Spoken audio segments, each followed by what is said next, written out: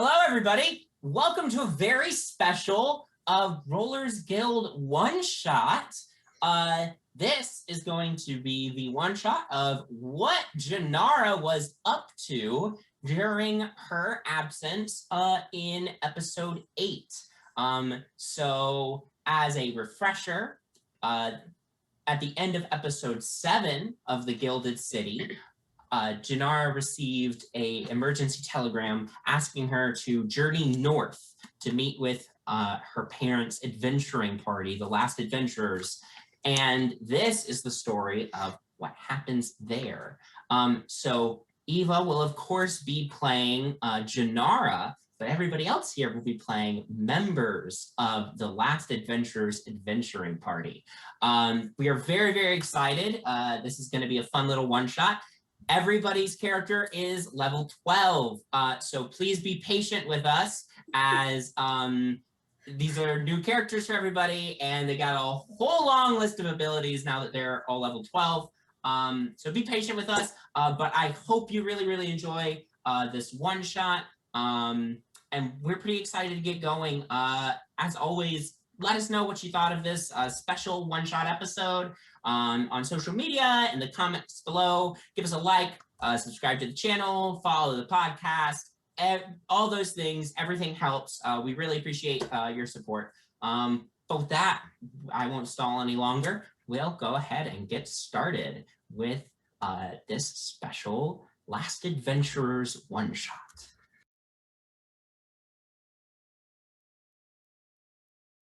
And now it's time for one of the incredible adventures of the Last Adventurers. Previously, our heroes had set out on an expedition to explore and charter the north of the world. Setting out from the small town of Konig, the Last Adventurers face all sorts of daring escapades throughout the dangerous icy landscape just outside of town. Eventually, they stumbled upon the long-forgotten settlement of Glacier's Edge, abandoned over 150 years ago. Their explorations of the partially buried town led to the discovery of a great temple. At first, our heroes thought the temple abandoned before they realized they had walked right into a trap of the dastardly fallen angel Kazreal, who had long been slumbering undisturbed in the temple. Though the party fought valiantly, one of our heroes, Sebastian Darling, was felled in the combat by the foul necromancy of Kazreal. The party made haste, retreating back to Konig with Sebastian's body, where they attempted a resurrection ritual. The magic failed, and the party quickly learned that there was but one way to restore their fallen comrade. It would require the help of a blood relative. The Last Adventurers sent an emergency message to Sebastian's daughter, Jinarra, desperately hoping she would arrive to help them save their friend before it was too late. Bum bum bum. So Jinarra. Yes. We're starting with you. You and Joyce have been journeying by train to Konig, a small isolated settlement in a region called the 10 Towns up in Icewind Dale, which is very, very far north.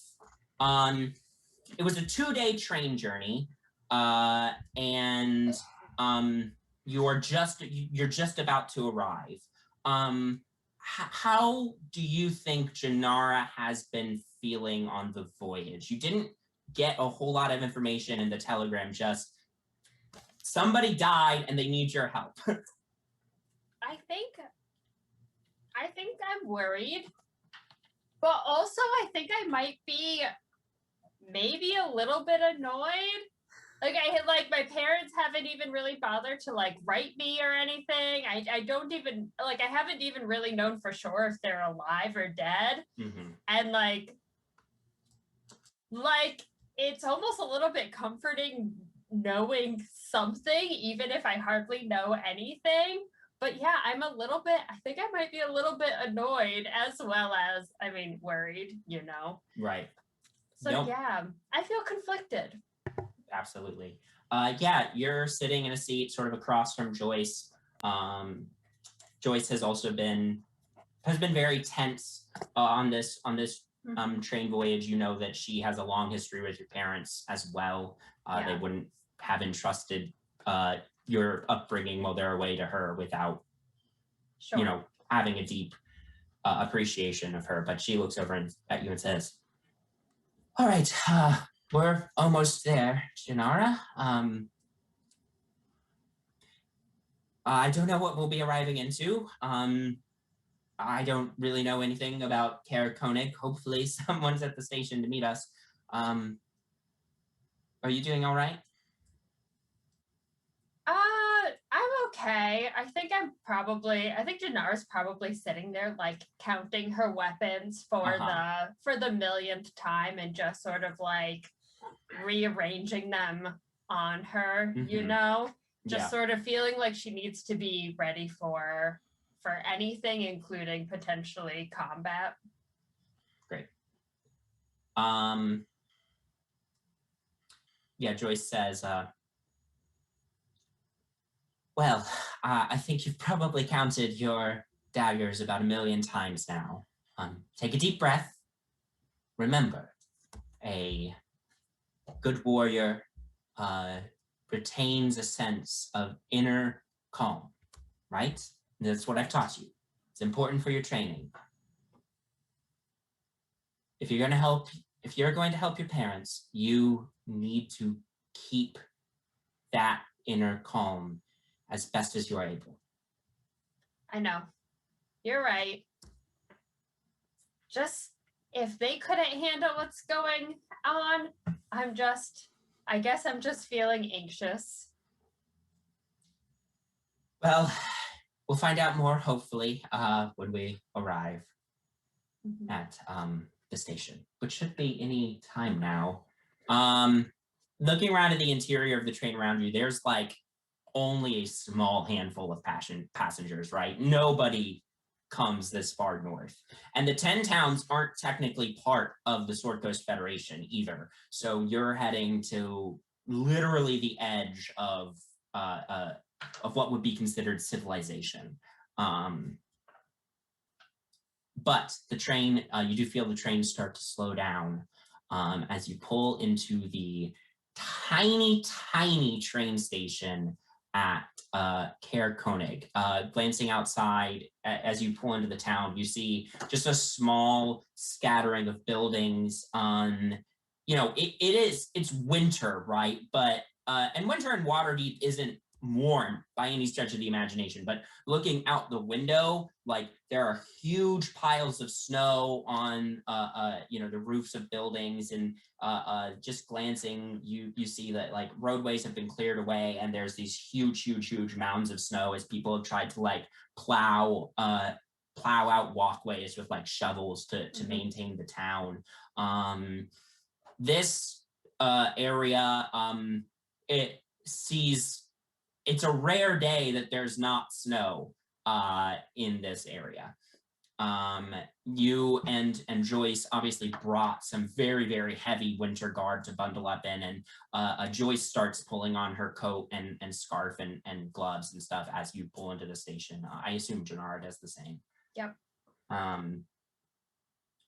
Train comes to a stop at the station. Unlike the grand train stations in Waterdeep, this station is a single platform open to the elements with a couple of small benches. The conductor starts making his way down the train saying, all right, Herr Koenig, this is the last stop on the train line.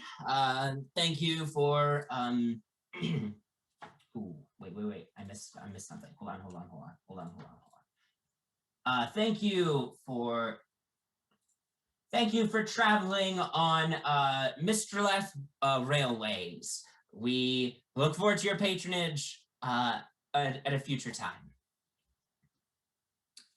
And you begin making your way off the train. as you exit out onto the train platform, you see the other members of the last adventurers, sans both your parents. You don't see your mother or your father here, but you do see the other 5 members of the last adventurers, who I'm going to go ahead and have each person describe their character for the audience's benefit. Kelly, how about you start? Okay, so you see a very small Lightfoot halfling woman. She's about 3 feet tall with brown hair and a breastplate that looks like it has seen a few battles. She's also got a pretty hefty shield and her staff in her hand. And it's presumably some heavy winter cloaks over all of this. Yes, she is protected from the elements. But she has she is just kind of silently, she has her eyes closed, just silently thinking, maybe praying. You can't really tell from this far away, but she's deep in thought, thinking about something. What is did you say, you said her name, right? Thorara. I don't know. Thorara Wildcloak. What does Thorara do as Jinarra steps off the train? What's your first reaction? Once she realizes that this is Jinarra's train, that people are getting off and that Jinarra is coming towards them, she does step up to Thorara about waist high, and just goes, oh my dear, oh my dear, oh, we have so much to tell you. Say hello to everyone, and then we'll tell you why we've requested your presence. Great. Yeah, as everybody else starts to step forward, I would probably think that the next person to step forward would be your character, Kira. Go ahead. Would you like to describe and introduce your character? Sure. Towering much taller than the rest of the group, nearly 7 feet tall, is a Leonin, dressed in very heavy armor with a big giant cloak over their shoulders. They step up to Jinarra. Oh, their name is Sarfir. They step up to Jinarra and basically pick her up and spin her around and say, "Child, it's so good to see ya. How you been doing? I wish you were here under better circumstances, but alas, still good to see you, dear." It's good to see you too, although I do wish it was under different circumstances. Great. Who do we think would be up next? I think Sam, your character would probably hang back, probably be the last person to sort of step forward. Zuzu, how about your character next? You're gonna see this hulking half orc. He's a big boy. His name is Moason. He's got very piercing blue eyes, very, very sharp blue eyes. He's a hairy boy, even though he's a half orc. I know nothing about half orcs, so I don't know if they're hairy, but he is hairy. Listen, I play humans and elves mostly, so I'm totally out of my element here. He has kind of a graying hair a little bit on his head and a little bushy beard and mustache as well. This guy, sorry. He's pretty large. Yeah, he's looking a little nervous, not liking being by the train with all the noises. And even though there's not too many people coming out, but I would say he's probably pretty happy to see Jinarra. Right. But I would say he'd probably go up and kind of give her a little pat on the head and say, how was the trip? Trip was fine. Long but fine. It's a loud train. Was it too loud for you? I got tired enough. I slept. Great. This whole time he's been patting her. Yeah, It's still gonna be so patting. fun. Matt, your character also steps forward at about the same time as Mo. Yeah, where you saw Sarfir was this huge lion and this huge lion person. Kind of stepping out behind them is another cat-like person. You see Leaf, who's an old tabaxi with gray-white hair, gnarled whiskers, but amber eyes that are just filled with curiosity as it takes everything in. He has a long braided beard that goes down and disappears kind of into his long red and crimson robes that he's wearing that are flowing in the wind.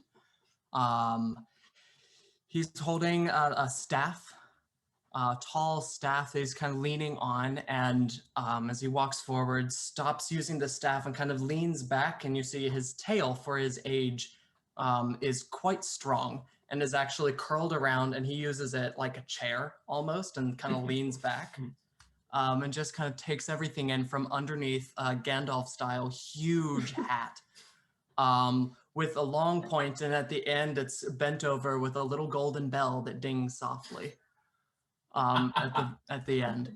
His pockets are just filled with all kinds of crap, random trinkets, notes, random little vials of things they're here and there. His hand is kind of fidgeting as it's playing with a yellow ball of yarn. And he kind of looks at you, gives a nod, and goes, Jinarra, good to see you. And pulls out a pipe and just smokes.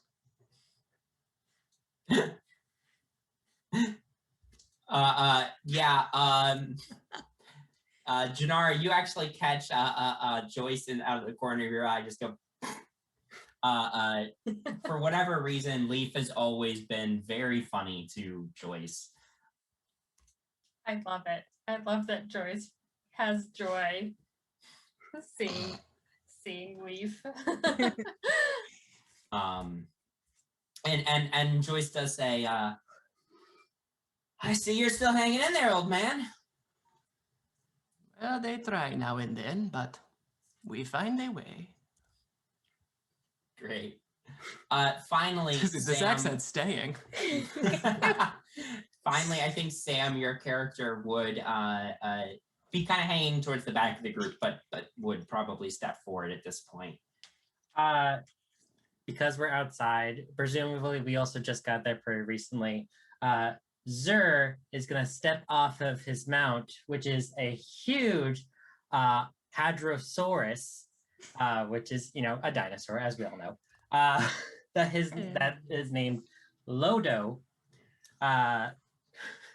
Which Zur probably acquired in an adventure in the jungle realm of Cholt.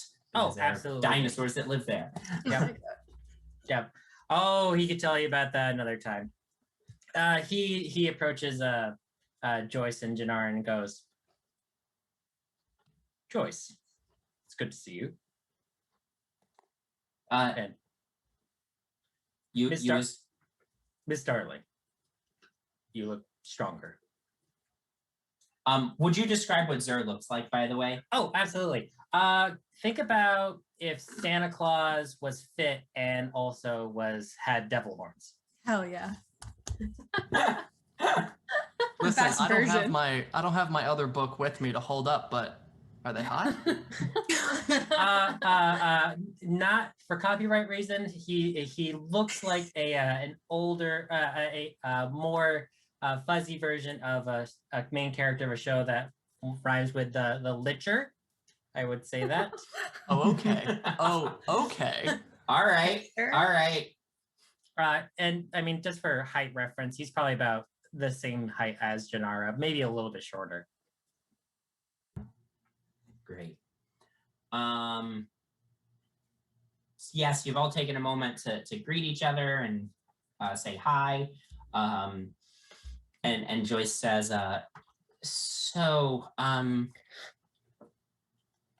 well, is there someplace? Yes, we should get out of the elements. Follow us. Follow us. Great. Yeah, you lead the way back towards a small cabin that you all have rented out here in town as like a staging base of operations for your explorations in the region. It's nothing super elaborate or fancy. It's decently sized because the Last Adventurers are a party of 7. So it has to be large enough to hold all of you, but it's mostly one room, log cabin style place, huge fireplace, but you can only see the chimney from the outside. But as you open the door, you find, scattering of like bed mats around the outsides of the room, and then a huge fireplace at either end of the room. And then in the center of the room is like a table and chairs, couch cushions, and then I would say probably against the back wall is some kitchen counter type stuff over there. And Jinarra, you look over this space and you see just a ton of shit, in corners and in piles and by different beds. They've definitely made themselves at home, and it's a messy home. But you take all this in real quick, but your eyes are very quickly drawn to one of the beds near the fireplace, where your father is lying inert on the bed. He's a middle-aged man. He's got a human man. He's got sort of salt and pepper hair, light complexion, but he's deathly pale, and you don't see his chest moving under the blankets. And next to him is your mother, who she's got sort of a redder hair like yours, and she whirls around as you all enter, and as she does so, her wand sort of pops out before she sees that it's all of you, and she stows the wand away. Jinarra, so I'm so glad you're here. And she rushes over and just very quickly wraps you in a hug. Does Jinarra hug her mother back or no? I'm gonna do like the pat, like I'm not hugging her, but it's also kind of like, tell me what's going on. Yeah. She turns to Joyce and also hugs Joyce. Joyce responds to the hug in a little bit more warm of a fashion than you. She says, yes, come sit down. There's a lot going on. Sorry, I'm a little scattered right now. Sit down. She brings you to the center table, and her hands are shaking a little bit. Do you need anything to drink? Dear, let us handle this. You go watch over him. We will handle explaining what happened, but it's been a long few days for you. Yes, Alessandra, just take care of Sebastian. Okay. Yeah. Yes, you're right. Right.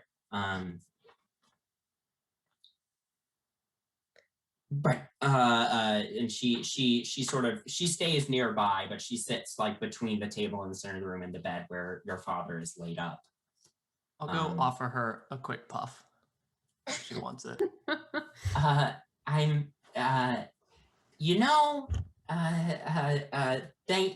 Thank you, Leaf. I'm not a huge fan of your sniff nip, but I appreciate the gesture. All right. You just let me know. I'll rejoin the others. So, who wrote the telegram to Jinarra? Who would have? This is Kelly asking. Probably you. Okay. I would guess. Just to remind you. No, I mean it's not something we decided upon beforehand. It probably would have been you, but you didn't spend a lot of time doing it because it was going to be hard to explain exactly what was going on in a telegram. So yeah, I just didn't know if I should. Okay, yeah. So I'm. Ferrara's going to say. So I didn't want to put too much in the telegram. I didn't want to worry you too much on your way here, but as you can see, your father has taken a little bit of well, we can't revive him. He doesn't seem to be completely gone. Zaire and I have our theories, and so we think that his we're pretty sure I don't know how to say this. Okay. Here's he doesn't how. have a heart right now. Yeah, technically speaking, he's heartless at the moment. But Nothing new. You should respect your father, Miss Darling. Go on. I know you guys have had your troubles in the past, but I think in the current circumstances, saying that he is heartless, while true, is a little Hard. On me? it's a little much. So his heart has been captured by a creature that we fought, and it's, as far as we know, it's in this place that we fought him, and we think we need you to retrieve his heart to bring him back. The monster is Kazreal? Kazreal, yes. Kazreal has basically performed a corrupt heart ritual on your father's heart. We can't retrieve it because the only way to get past the magical field around his heart, is if a blood relative. Now, we are not related to your father in any way by blood. I mean, we are all family here. I believe we have all partaken in a blood pact, but that does not count. And they let me know that Alessandra is also not a blood relative. So she Yes. won't work. No. Yes, that was an interesting conversation we had to have Yes. with Momo. So now we thought about killing this Kazreal, but if we did that, Kazreal would just use the heart to resurrect himself. So we can't just kill him. We need to retrieve the heart and then kill him. So that's why we need you, Miss Darling. Great. Fighting, I at least feel comfortable doing. Well, She's a lot more on board Where- than I thought she would be. I mean, Like it is Jinarra. I mean, I get to like fight, Yeah. get his heart back, and then go back to my life. Yes. So, Which is one thing about Kazreal is that he's quite a difficult thing to fight. As you can see, your father is comatose, and he is a very skilled and experienced adventurer. So I just don't want you to go into this with a lot of I just want you to be careful, okay, sweetie. Sarfir's gonna clap Tharara on the back, which is like at their knees, basically, and be like, "We're gonna be there to protect her." Yeah. I've also been She looks back in the developed. city paying his debts. So Oh, what debt? I would love to know that before I go back home. Okay. Your mother looks up at this point. What? For who? The favor that you got? I'm sorry, dear. You're probably gonna have to be a bit more specific than that. Well, you got a favor. Oh my gosh, what's his name? Vinny. Vinny, from Vinny. And then you left. And then me and my friends had to pay your debt for you. So you're welcome. That was business not for Vinny, for freedom. She's undercover in his organization and thought it might be useful to have an in with us, but then, well, I'm sorry you had to deal with him. He's not a good person. I'm aware.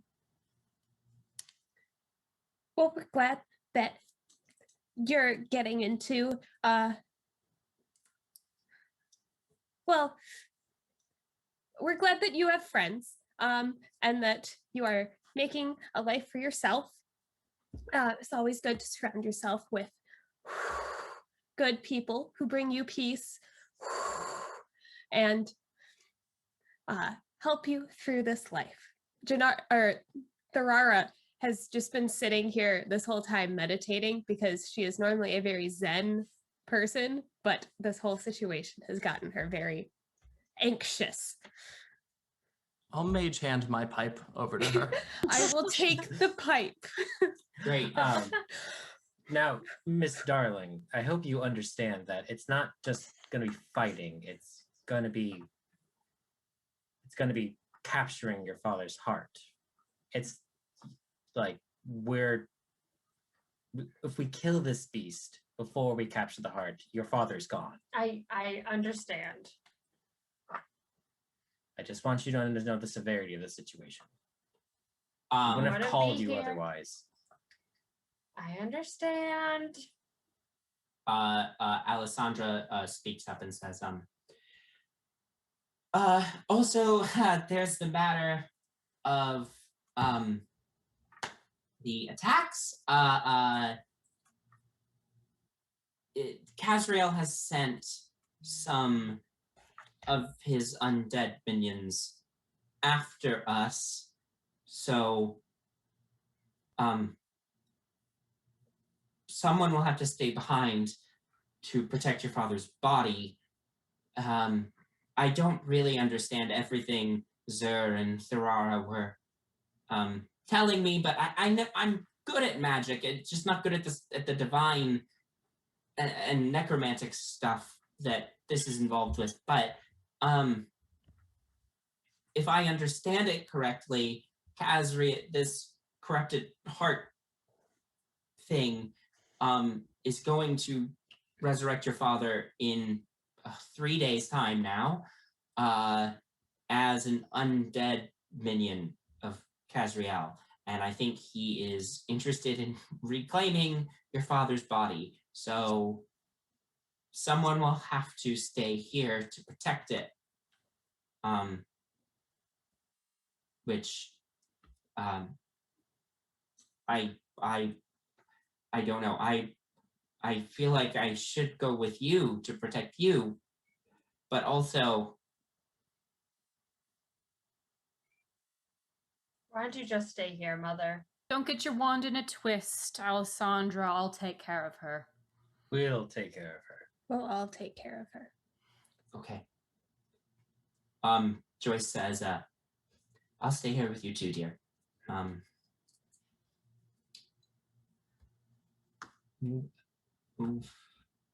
Before you all depart, Jinarra, could I have a word with you outside? Of course. You and Joyce step outside.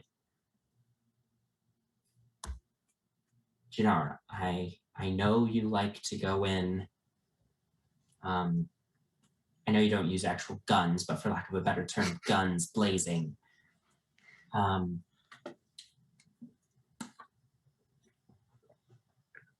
Be careful. Don't try to punch or knife your way out of this one.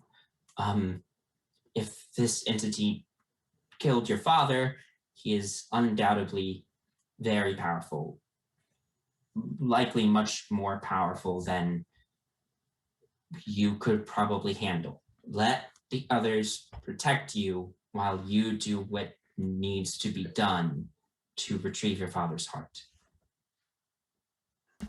Okay, I'll try to be careful. I know you have a complicated relationship with your parents, and as much as I love your parents, I know that they have rarely been there to raise you. And you see her eyes are starting to get a little teary, and I don't have a family outside of you, and I want you to be careful. I think this is worse than anything I could have trained you for. I'll be careful, I promise. Okay. Sorry if I overstepped. Jinarra's gonna give her a hug. She hugs you back. I suppose if I'm staying here with your mother, I better make sure that she is eating and drinking.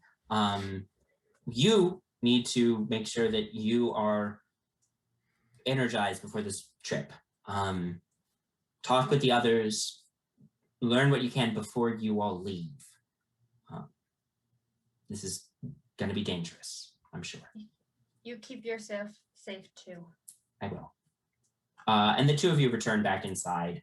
As they walk back inside, what is everybody else doing?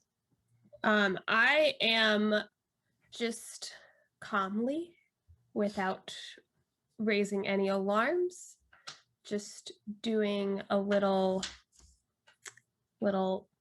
holding my staff, which has my little like sculpture of Helm's glove on top of it. I'm just standing there doing a little bloop bloop bloop, just gonna touch Alessandra's shoulder and cast Death Ward. Nice. Protect her. Very nice. For 8 hours. Great. Well, hey, that's helpful. Yep.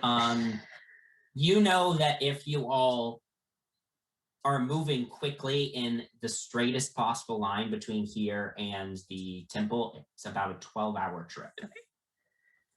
So- I'm also going to, when we're like on our way, gonna cast Find the Path. Okay, great. Oh, you have already circumvented my wilderness navigation puzzle. No, that's great. Yes. Good question. Is it 12 hours by foot? Or Can we by ride magic that flying instead? carpet. It would be faster by flying carpet, but I don't know how many people can your flying carpet carry? It can hold up Oh my gosh, your to. magic carpet. Oh, I kept it. That's one of my magic items. When they went to visit the famous lands of Pixar. Yeah. No, that's not Pixar. It I can. wrote the campaign. Oh, right. No, I see. Yeah. Yes. For reference, for those of you who are watching, Kelly's character is has been resurrected from her first Yes. ever D&D character. Yep. Which is very exciting. So it is 6 by 9 feet, so it probably can't carry everybody, but it has a flying speed of 30. It can carry up to 1,600 pounds, but the flying speed is reduced if it's carrying more than 800 pounds. So, I mean, if it has a flying speed of 30, it has the same. Yeah. But I'm gonna ultimately the same hop on speed. my flying carpet because it's faster than I am walking. That's fair. And I'm also concentrating on finding the path. Right. I was more curious. Can I roll to see if there is a shop in town where we can procure some reindeers and a sleigh? Because this is tundra. Oh my god. Guys, I also have a giant fly that I can bamf into existence. There, you would know this because you've been in Karakonik for a while. There are not reindeer sleighs, but there are like dog sleds. Nice. Good thing I have a giant prehistoric dog. Go real fast. So that could speed up the voyage, but it'll still take, the better part of the day. And at this point, it's it's about a 2-day trip from Waterdeep, and Jinarra left late at night. So it's probably nighttime right now. But I get this, but all of you are probably pretty anxious to get going. So you would probably, if you traveled, you'd probably travel over the course of the night and arrive sometime in the morning the next day. While we're doing things, Leaf is going around meticulously itemizing every single thing that we've found on our expedition so far, and casting Detect Magic, and just keeping track of everything. Great. Yes, you've during your expedition, you found a number of different items, but haven't yet really had the time to fully catalog them. So you've one of the things that you've been doing to keep yourself occupied while you are waiting for Jinarra to arrive is begin the process of cataloging some of the things you all have found and brought back. So you're still working on that in this little bit of downtime before you all depart. Will we get any points of exhaustion though if we travel overnight? What I will say is that you said Jinarra was sleeping on the train at various points and we're pretty chill on the train. The rest of them, I would say probably with the attacks, had been taking it in shifts to sleep.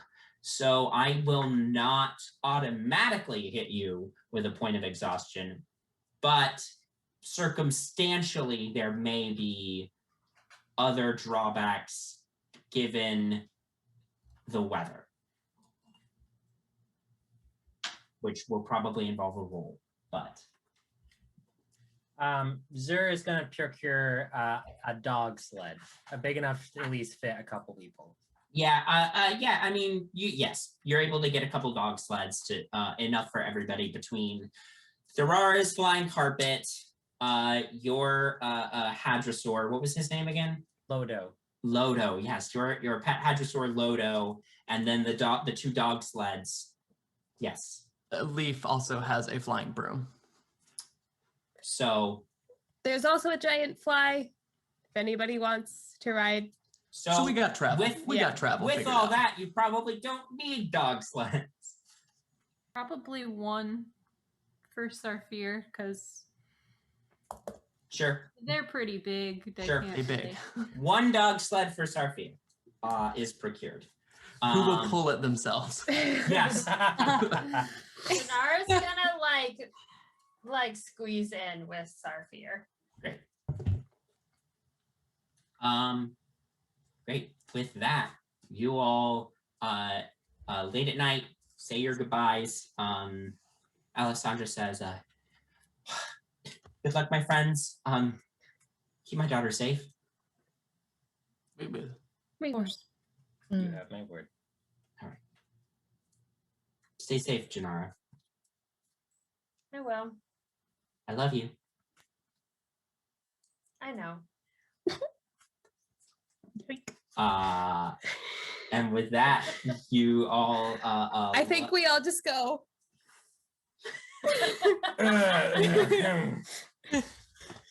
Leaf thinks that's the proper response. He watched Star Wars. Yes, the movie that has the not come out. classic series of plays by Elven playwright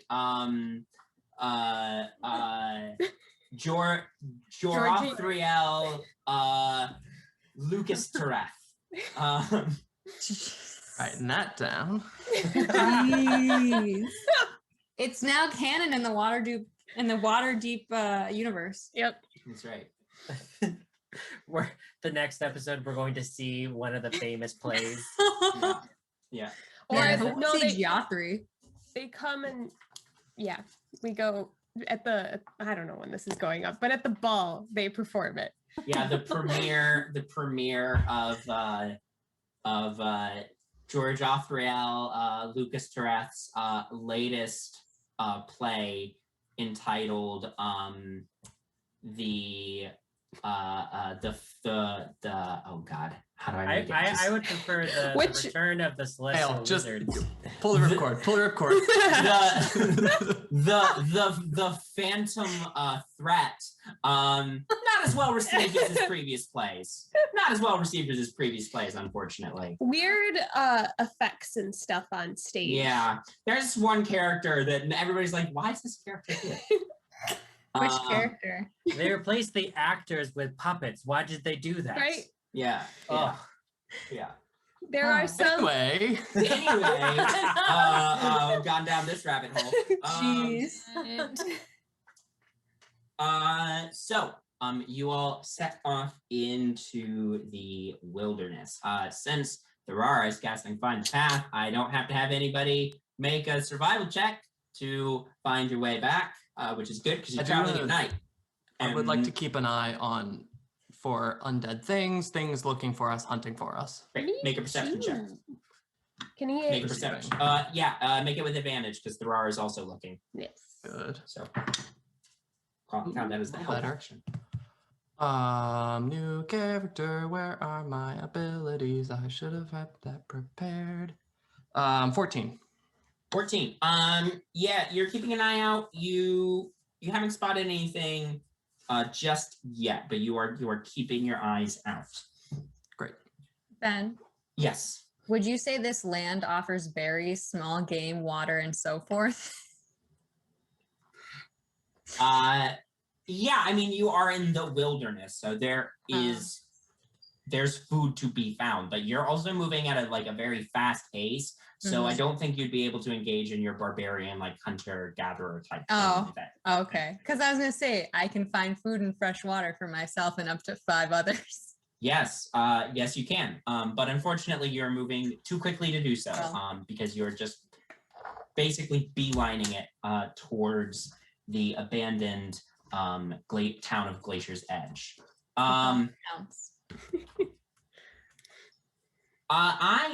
So you are all wearing heavy coats, gloves, scarves, hats, all that good stuff to try to keep yourselves warm. It is middle of the night in the coldest parts of winter.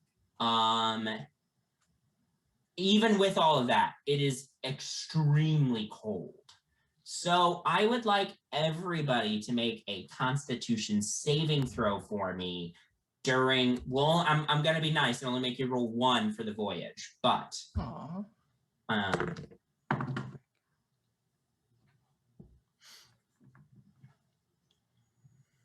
okay, so I'm going to go around and I'll start with Jinarra. 18. 18. Yeah, sorry, I dropped something. 18 is good enough. Yeah, you're bundled up against the cold. It's the frigid wind is hitting your face in the dog sled, but you're keeping yourself centered. You're focused on what's up ahead. It doesn't bother you too badly. Zer. Zer got a 23 and Lodo got a 19. Great. Yes, both you and your dinosaur keep yourselves warm. Fun fact, by the way. I know some of you viewers may be wondering, how can a giant reptile survive in a frigid, cold environment? Dinosaurs were warm-blooded, folks. Yeah. They were Also, Yeah, dinosaurs were Birds. warm-blooded, like chickens. like birds, Yeah, because they're 'cause birds. They're birds. They're the ancestors of birds. Also, he's got a sick pelt outfit on, so like he looks like the Tauntauns from that From famous that play version. series. dressed him up. Yeah. Very nice. Great. How about Leaf? 20. Yep, 20's gonna do it as well. Yeah, Leaf stays bundled up, stays focused, not bothered. Momo. 19. Yeah. You grew up in the wilderness. A little bit of cold doesn't bother you. Starfear. 16. 16. You're cold. This is, this is colder climes than you're typically accustomed to, though you've been up here for a while now and you're starting to get used to it, but you still don't love the cold, but you're doing all right. You're doing all right. And Thurara. An 11. Ooh, that is just barely good enough. The Nope. DC was 10. Okay. Close one. So Thurara is pretty cold because you're sitting exposed Mhm. on a magic Mhm. carpet. But your divine purpose and energy from your god sustains you through the long, difficult night of travel. Is anybody riding my black fly? Because they got 12. I don't think so. If anybody, probably Momo. Okay. It's a fly, It's a fly. like a big one. Yep. Yeah. Like a huge ass fly.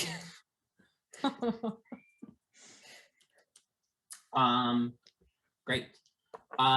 You all travel through the night. What is anybody doing anything or talking about anything on the travel, or are you just kind of like staying focused? Zur is gonna turn around while Lodo's just following the carpet up in the air, and just say, Jinarra, what's happening in Waterdeep? It's been a while since we've stopped back there. Lots are happening. We're trying to figure out. So we found this like worm thing in the sky, Mm. and it seemed like he was just sort of like, I don't know. It was crazy. So we're investigating what's going on with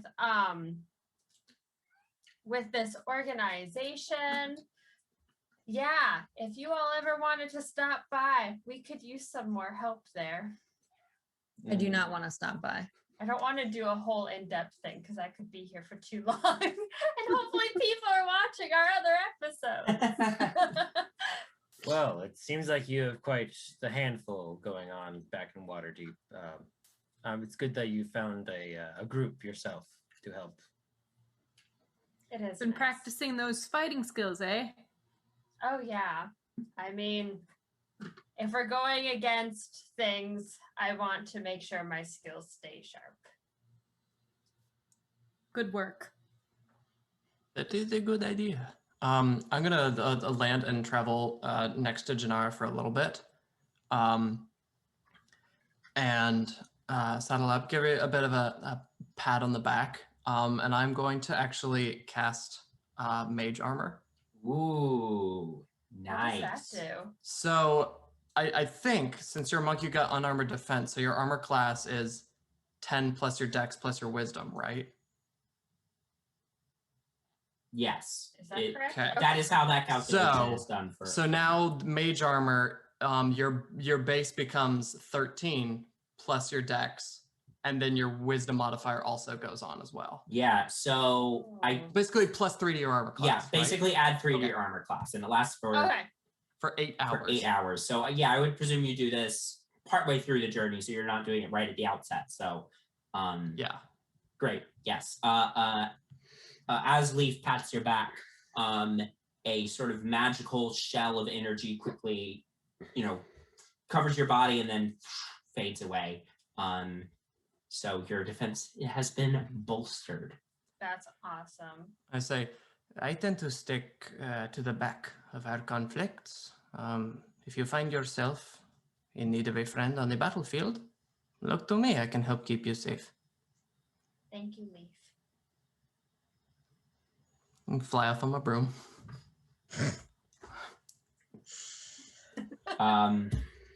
Anybody else doing anything while you're in transit? I Praying. feel like me and Sarfia are probably catching up because I'm sitting right next to Sarfia. Yeah. Yeah, Sarfir, you spent some time talking to Jinarra about the adventures you've been on and all that stuff since you last saw her, which I would assume is quite a while ago at this point. If you would like to just spitball some crazy adventure you all went on, feel free to. Otherwise, you don't have to. But if you want to, you can. You should do one of those things where it's like each person does one sentence. I'm not good at like on the fly creation of story. That's okay. That's okay. Desert sandworm, radioactive. Saphir, why don't you tell Jinarra about that time we charmed a blue dragon? Oh, yes. I was just about to take its head off. Because, you know, I'm very strong. But then your parents actually talked me out of it and ended up seducing this dragon. And I don't want to hear about my parents seducing anything. It was quite magnificent, truly. No, I'm good. And then this dragon was so entranced, he gave us his entire hoard, which was not made of money, but mostly bones and trinkets from different, like, villages. So it was like old antique, like pictures and different carved vases and whatnot. Very hard to get rid of, but I got a good pretty penny for it. Wow. Sir takes out one of the pictures. He kept in his coat, but not this one. No one will ever see this person ever again. It's the one thing they can't replace. What is the picture of? Oh, it's like some grandmother holding her 3 grandkids on like a bench in the middle of like a field. It's like a really wholesome photo, and Zahir just takes it like, you'll never see your family again, and puts it back in his coat pocket. Jeez. We don't have time to unpack that. Great. Yeah, you all, you spend some time. Mostly it seems like you're trying to just keep yourselves and Jinarra occupied on the journey. So nobody freaks out. Eventually, early the next morning, you arrive at the outskirts of Glacier's Edge.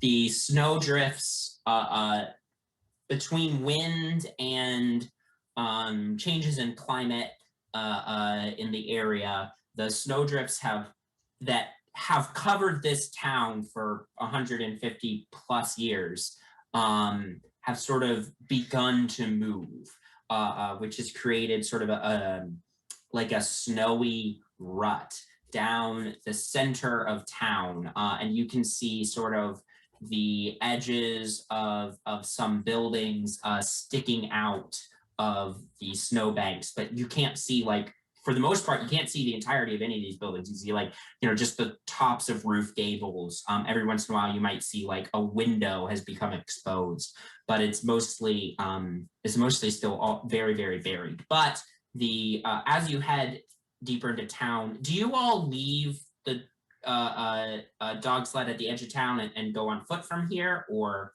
Probably. Yeah. No. Probably smart. Zer kind of makes a little bonfire just to keep Loda warm.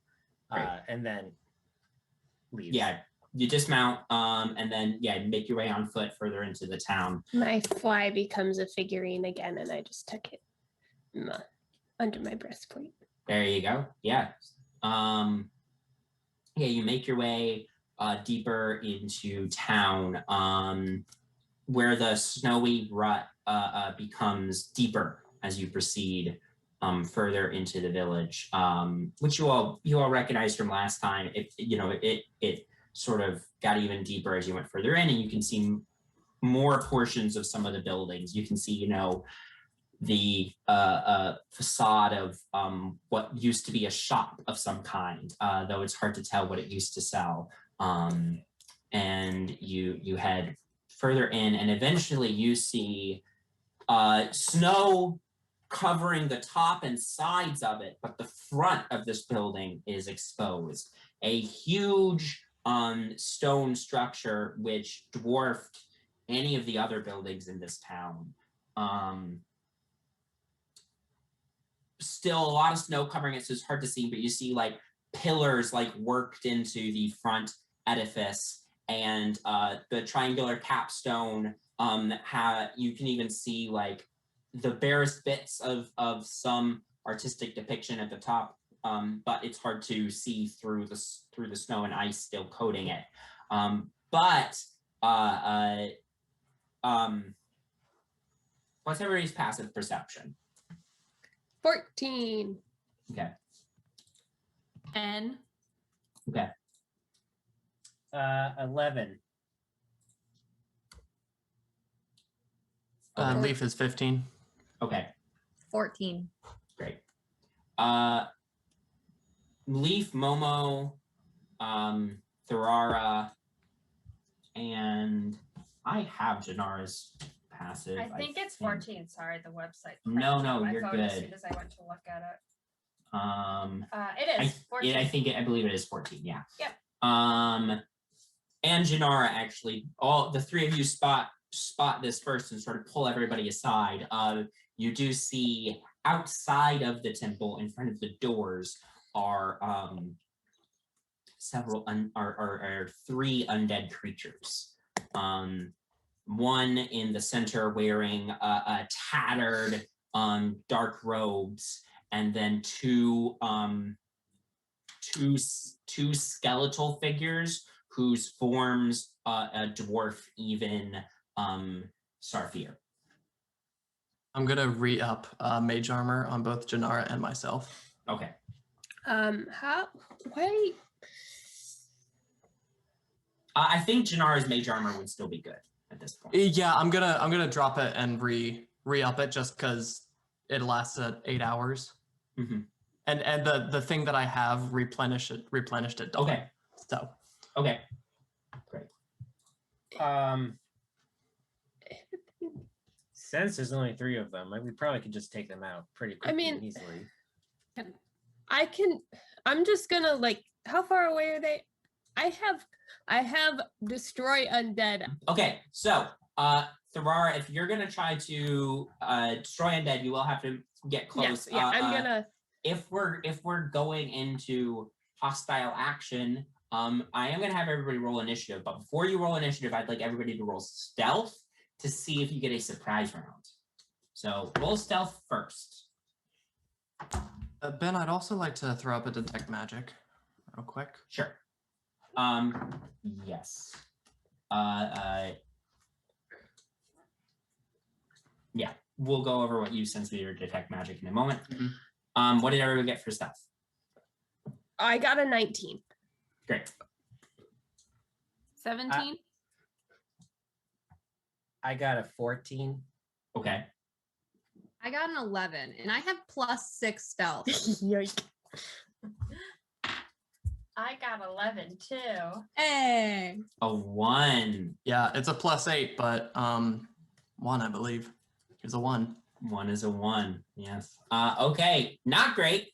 As you all come out of the alley, the undead creatures spot you. You're closer now. You're within, I would say you're about 35 feet away from these creatures, but they do spot you. So I'm going to have everybody roll initiative for me. As we're Hell rolling yeah. initiative, the cloak that I am wearing and bundled up in is a cloak of displacement.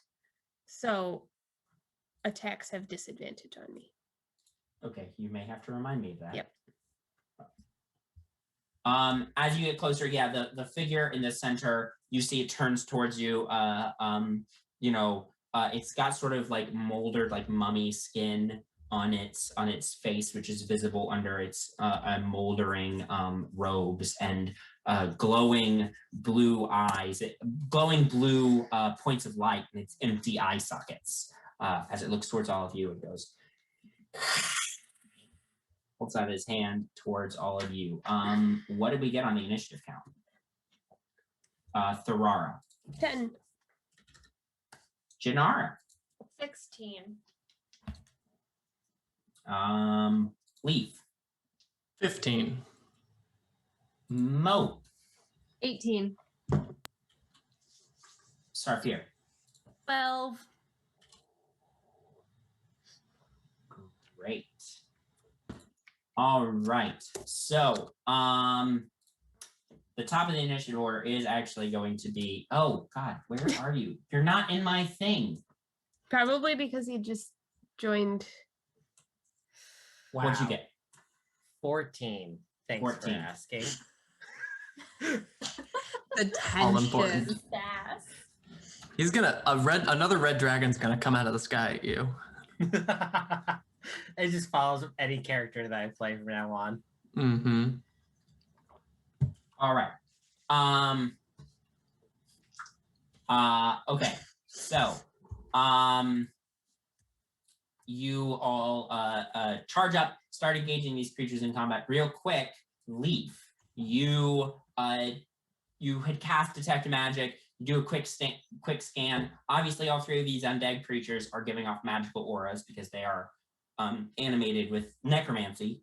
I believe it's a 60-foot range on detect magic. You're about 35 feet out from the undead creatures. Oh, it's 30 feet. 30 feet. 30 feet. So you don't get anything but that right now. Sure. But That's a good sign. Good, yes. good. Great.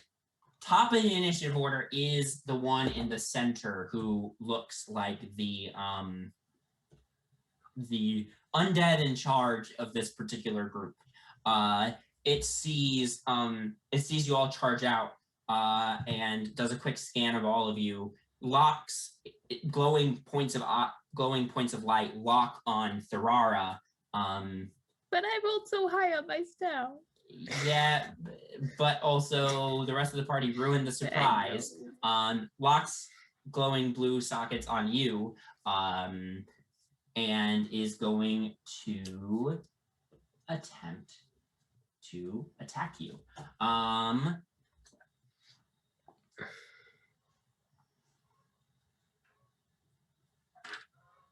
Actually, he can do 2. He can attack 2 of you. So he's going to attack Tharara, and he's going to attack Zur. Going to attack both of you.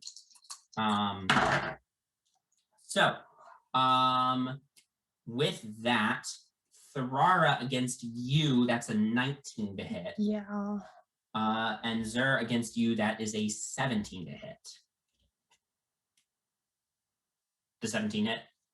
Oh, sorry. Yes. Great. Okay, so both hit.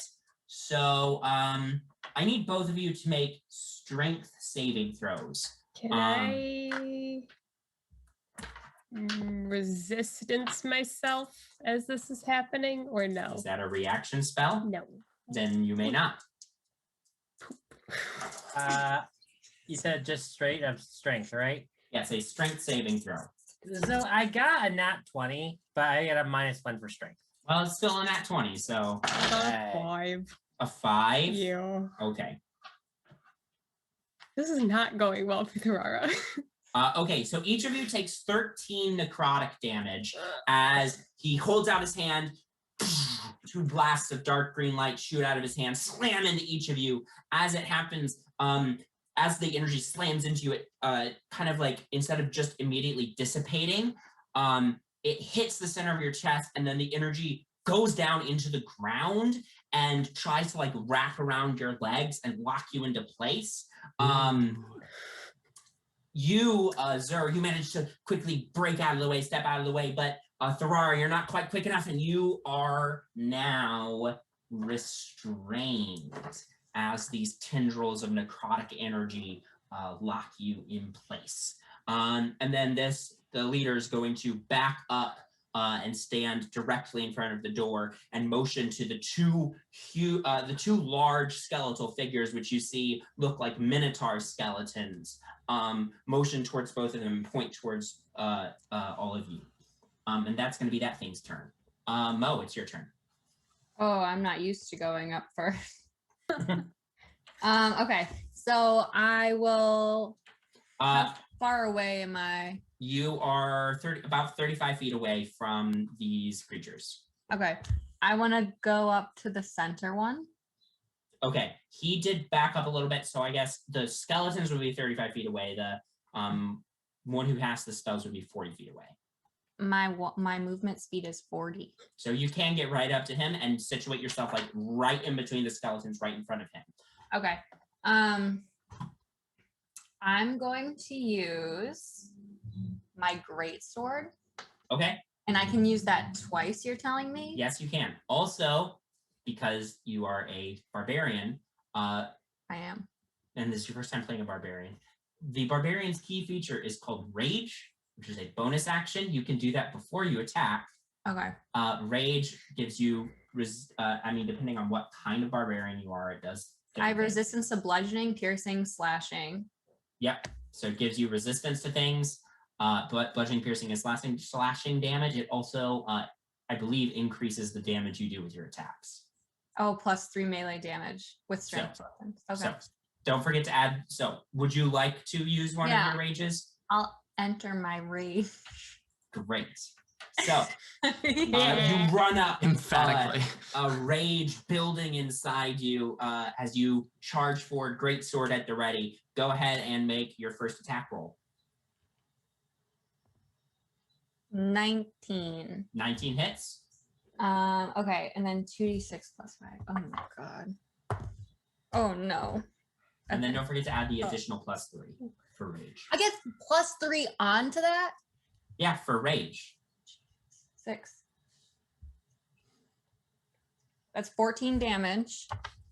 Nice. And then the next hit is 17 + 9. I'm not going to do that in my head. That hits, right? That hits. Okay. 26. And that- 26, yeah. That's 12 damage. Great. Is your great sword is magical? Yes. Yes. Yeah. With this magic weapon. Yeah. Yeah, you run forward, you rage, pull out your great sword, one massive cut across this thing's chest, another one as you cut into it, sparks of blue and dark green magical energy start shooting out of the wounds that you leave behind. His robe tatters around him as he's like backed up right against the door, and you came charging forward much more quickly than he was anticipating. All right, that's my one move. That's going to be the entire one shot, is me doing that. Yep, that's what barbarians are good at. Yeah, and it worked, didn't it? Jinarra, it's your turn. Jinarra,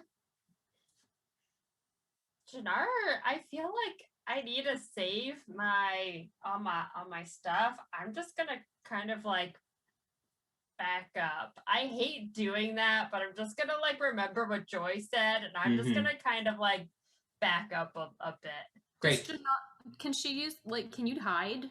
Is that like an option? Yeah, you could Or any either place use your around? action to attempt to hide, or you could use your action to take the dodge action, which would give any attack rolls against you disadvantage. I'll do that. I hate doing that, but I'll do that. So you ready yourself for the next for any attacks that might be incoming. Okay, great. I told you that attacks against me had disadvantage, and then I immediately forgot that attacks against me have disadvantage. That would have been a 13. That would have failed. Okay. You can negate the damage and you're not restrained. Sorry. So we're gonna rewind a little bit. Sorry. The magical energy still hit you, Tharara, Yeah. and still wrapped around your legs, but the holy power of your god surges and destroys the barriers, keeping you bound. So Sorry. no, that's good. All right, great. Leaf, it's your turn. Oh boy. Okay. So there's 3 enemies, right? We got Yes. 1, 2, and 3. The main guys took a step back. Yes. And one of our allies is up close fighting one of them. Yes. Are they all within 10 feet of each other? Yes, I would say so. Okay, I'd like to cast Magnify Gravity in a 10-foot sphere with all 3 of them, but not hitting an ally. So Is that possible? So the difficult thing is so imagine they're in like we're theater of the minding. Imagine they're in a triangle, right? Lead guys here, skeletons are here and here, and then your friend is right here. In between the skeletons, right in front of the lead guy. Okay, then how about I just do 2 of them? Is that doable? Yes, you could shift it to one side to just hit the lead guy and one of the skeletons. Great. Minotaur I'd like to do skeletons. that. So lead guy and one of them Constitution saving throws, please.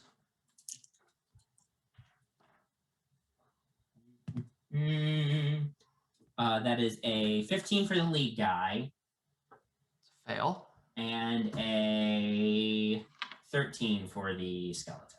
Also a Then fail. Okay, so they take 9 points of force damage. Their speed is halved until the end of its next turn. They do, however. Oh wait, no, that's a different spell that I'm confusing with. Aha, that's good because that was a plus for them. Great, yeah, that damage and their speed is halved. Great.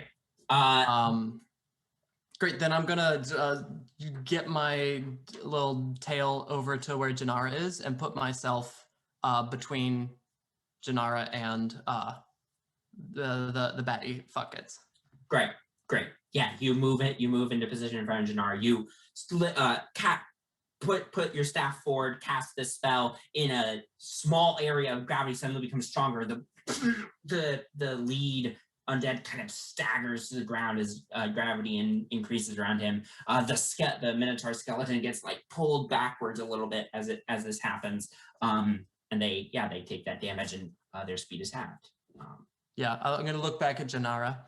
I'm gonna say, so the real fun begins. You ready? I'm glad you made my armor class better. Me too. Zer. So Zer is going to reach into one of his pockets in his coat and pulls out a tiny black dog statue. He's going to place it on he's going to actually chuck it towards the 3 skeleton creatures, and appears a mastiff dog, which is this mastiff, yes, dog, which I believe that will pretty much be my turn because that's a summoning, I guess. Yeah, that would be your action to do that, I would say. Yeah. And then as another action, he's going to command it to bite one of the skeletons. Great. Does it act on your initiative? I would assume so. Okay. Do you have the stat block pulled up? Yeah. Okay. You throw this figurine forward, and a powerful mastiff appears, and it goes charging towards one of the skeletons. Go ahead and make an attack roll for the mastiff. That is 16 to hit. 16 to hit. That will in fact hit. Fantastic. Ooh, nice. That'd be 7 damage, and the creature needs to make a D6 strength saving throw to be knocked prone. A DC what strength? This is a large creature. Is there a? It just says if the target creature if the target is a creature, it must succeed a DC saving throw of 11 or higher. What's the number? 11 of strength. Strength.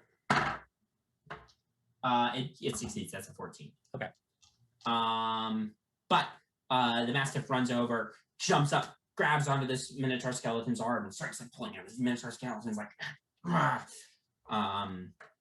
great. And that will be my action. Awesome. That'll be my turn. Sarfir. Okay, I'm gonna run up to the main guy. Great. And What's your movement speed? 35. 35. So you can't quite get all the way to him, especially with Momo in the way. Damn. Okay.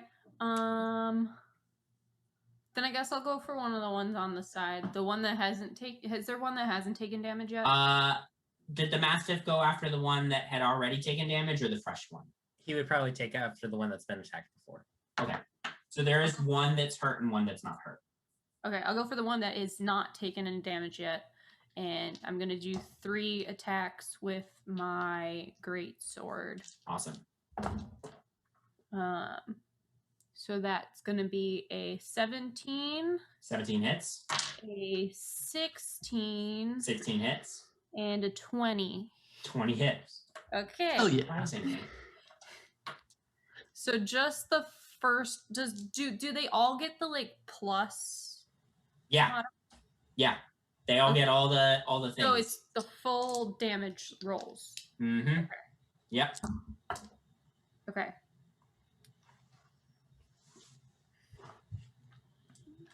I gotta do some math here. Cool. Yeah. The worst. Yeah. Fighters get just lots and lots of attacks. 37? That's a Goddamn. pretty hefty hit. Yeah, Sarfir runs up and this Minotaur skeleton like readies a great axe to fight you. You like duck under a swing and just boom, boom, boom, 3 massive hits.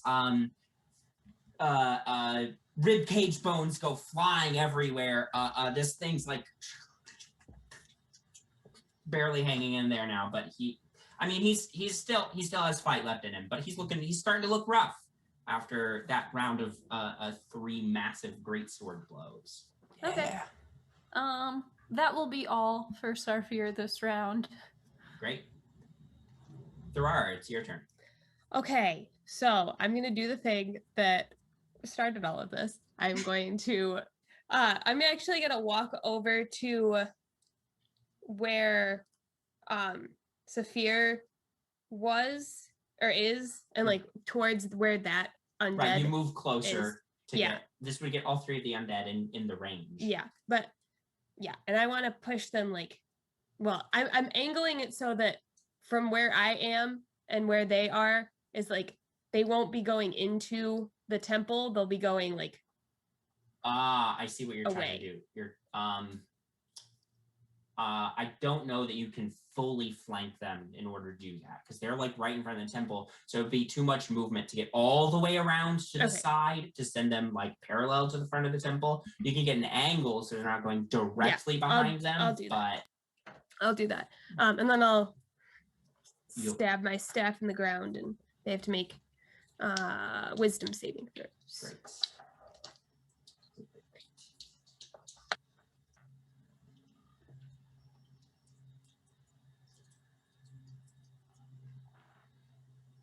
Oh my god. Are they not wise? Are they not wise? One of them got a natural 1. They dumb as hell. So they're the Um, 3 unwise men. Oh, Unwise, dang it. undead. Unmen? That's actually a 0 total for the Minotaur skeleton. Shit. And then a 7 for the other Minotaur skeleton, and then man. a 13 for They the all fail. death block. Are Okay, they wisdom all is not 2 or lower? the 2 Minotaur skeletons are CR2. So they are destroyed. Correct. They are immediately destroyed. Explosion. Yes, Thurara steps forward, holding her holy symbol. does a motion that you all have seen before of banishing undead, and the 2 Minotaur skeletons burst into holy fire and turn into ash. This world is for the living, unless I make undead, and then it's for them too. The Deathlock is frightened of you and is on its turn going to attempt to retreat. Bye. Can the Mastiff have an opportunity to attack? Wait, yeah, was I right next to it? It's not his turn. He hasn't moved can't. yet. He can't move right this second. Also, the Mastiff is not in his space. The Mastiff is fighting one of the Minotaurs, and the Minotaurs are gone. Yeah, but presumably they're near each other. Not near enough for the Mastiff to get an opportunity attack. Dang. Is the one in front of me dead? No, right? No, the one in front of you is still alive, but is turned. Great. Okay. That is Minotaur skeletons don't get a turn. They're gone. It is the Deathlock's turn though, and he is going to attempt to run into the temple behind him. Speed is halved. Speed is halved. This is true. But he has Uh-huh. to move as fast as possible away from me. Right. So he will Having a rough day. He'll use his movement and his half speed movement and action to dash to try to get into the temple and away. But Mo, you will get an opportunity attack against him as this happens. Mm-hmm. I do know what that means. You attack. You attack I it. roll You roll an attack. of just in general. Yes. Yep. With your greatsword. Yes. Oh, with the greatsword, yeah. With the weapon With you the are weapon. currently wielding. I mean, you could punch him. That Slap also him. works. 17. 17 hits. Go ahead and roll damage. And Ah! don't forget to add your +3 for range. Ha ha ha.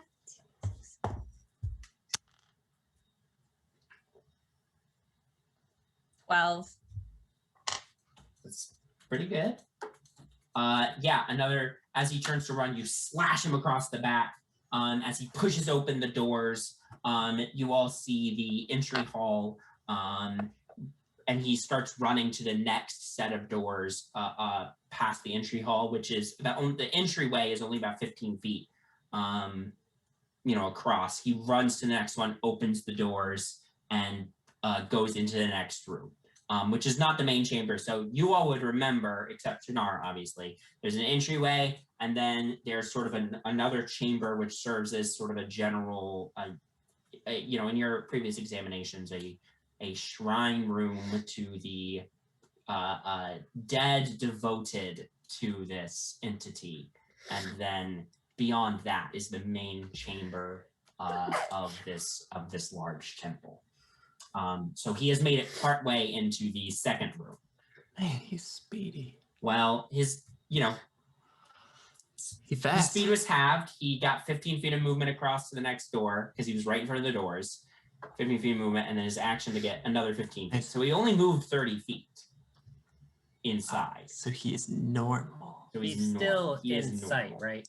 Yeah, I mean, the doors are open. You can see inside. Fantastic. Mo, it is your turn. So I'm just gonna follow him. Okay, so I can probably catch up to him, right? Because Yeah. he was half. Okay, yeah. So I'll catch up to him, and I'll try to grab onto his shirt or whatever to stop him. And then I'll just roll with my greatsword because that's all I know how to do. Yeah, you run up behind him, tap his shoulder. Actually, at this point, because he took damage, the turning effect would have ended, but it still was going to let his full movement go through still. But you tap his shoulder, he turns around, and you start wailing on him again. Was your first hit? 28 That hits. and 14 plus 9. 22. 23. Okay. So that is 17 for the first hit and 14 for the second. Yeah, he's starting to look rough. You kind of wailed on him pretty effectively. Jinarra, it's your turn. I'm going to. Can I see through the doors from Yeah, where you I am? You probably would have to move a little bit to get an angle on it, but yes, if I Right. move a little bit. yeah. Can I see if he's the only creature in that first area then? Make a perception check.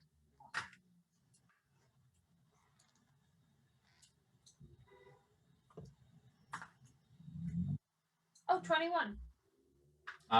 He's the only living thing living. He's the only creature you see aside from your parents' friends here. I'm just gonna go up a little bit.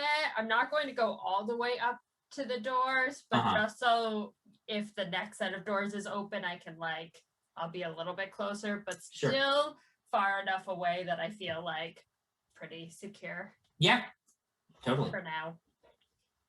Leaf, that's you. Leaf will follow Jinarra and stick relatively close.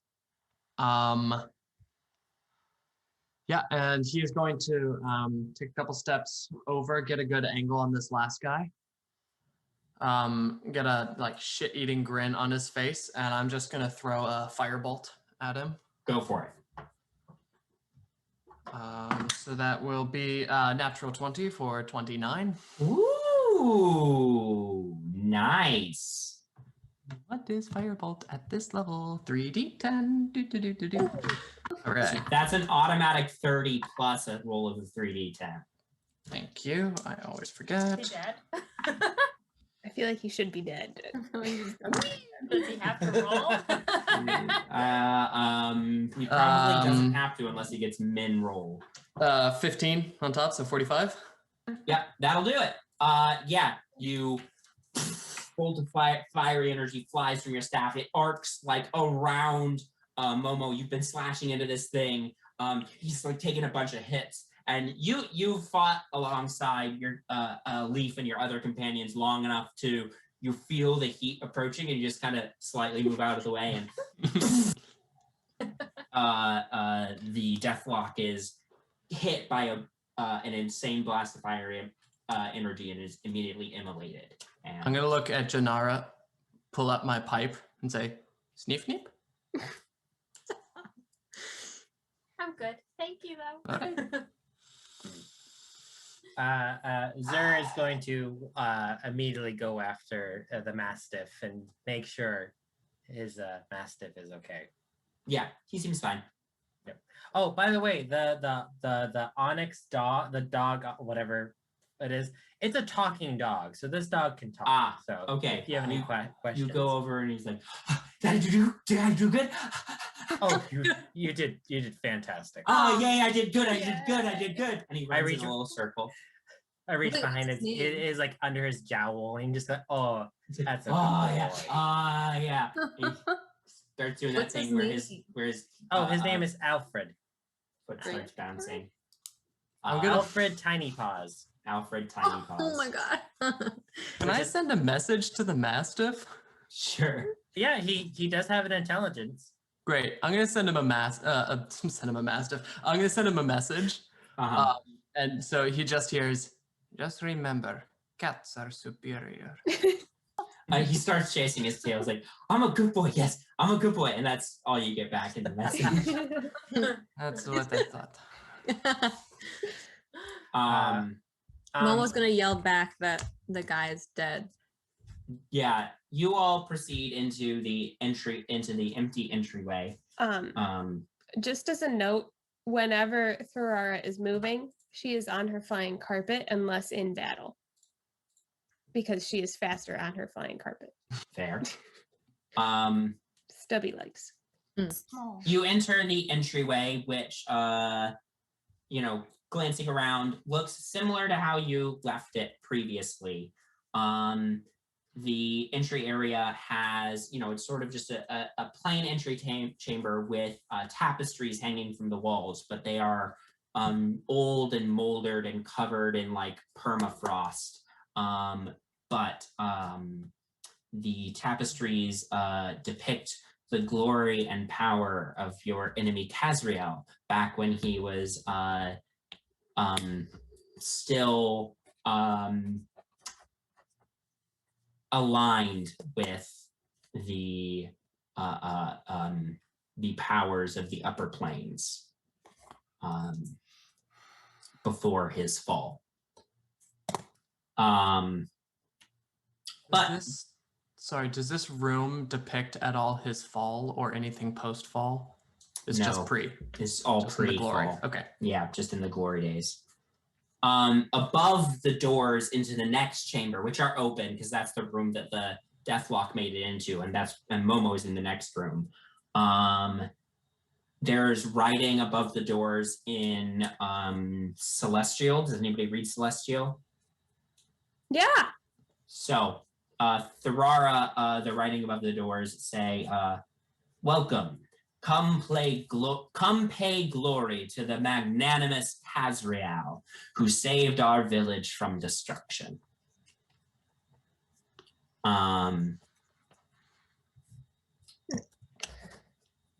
But proceeding onward into the next chamber. As we do, I'm once again going to go up to Jinarra.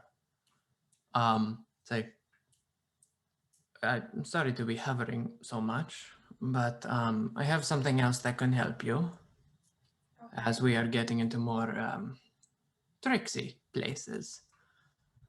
So it'll only take a moment. I'm going to hold up a little pearl. I'm going to start moving my hands around. I'm going to cast Fortune's Favor on Jinarra. So for an hour, you know luck because Jinarra has luck, but you basically have another luck point. Oh, For attack rolls, ability checks, or saving throws. Great. That's great. Just an extra precaution.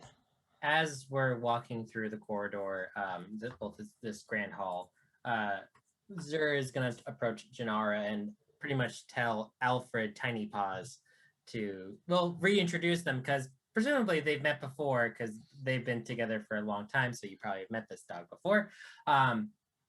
Alfred is here to just protect you, Jinarra. Anything you wish, just command him. I'll stay with you. Yeah.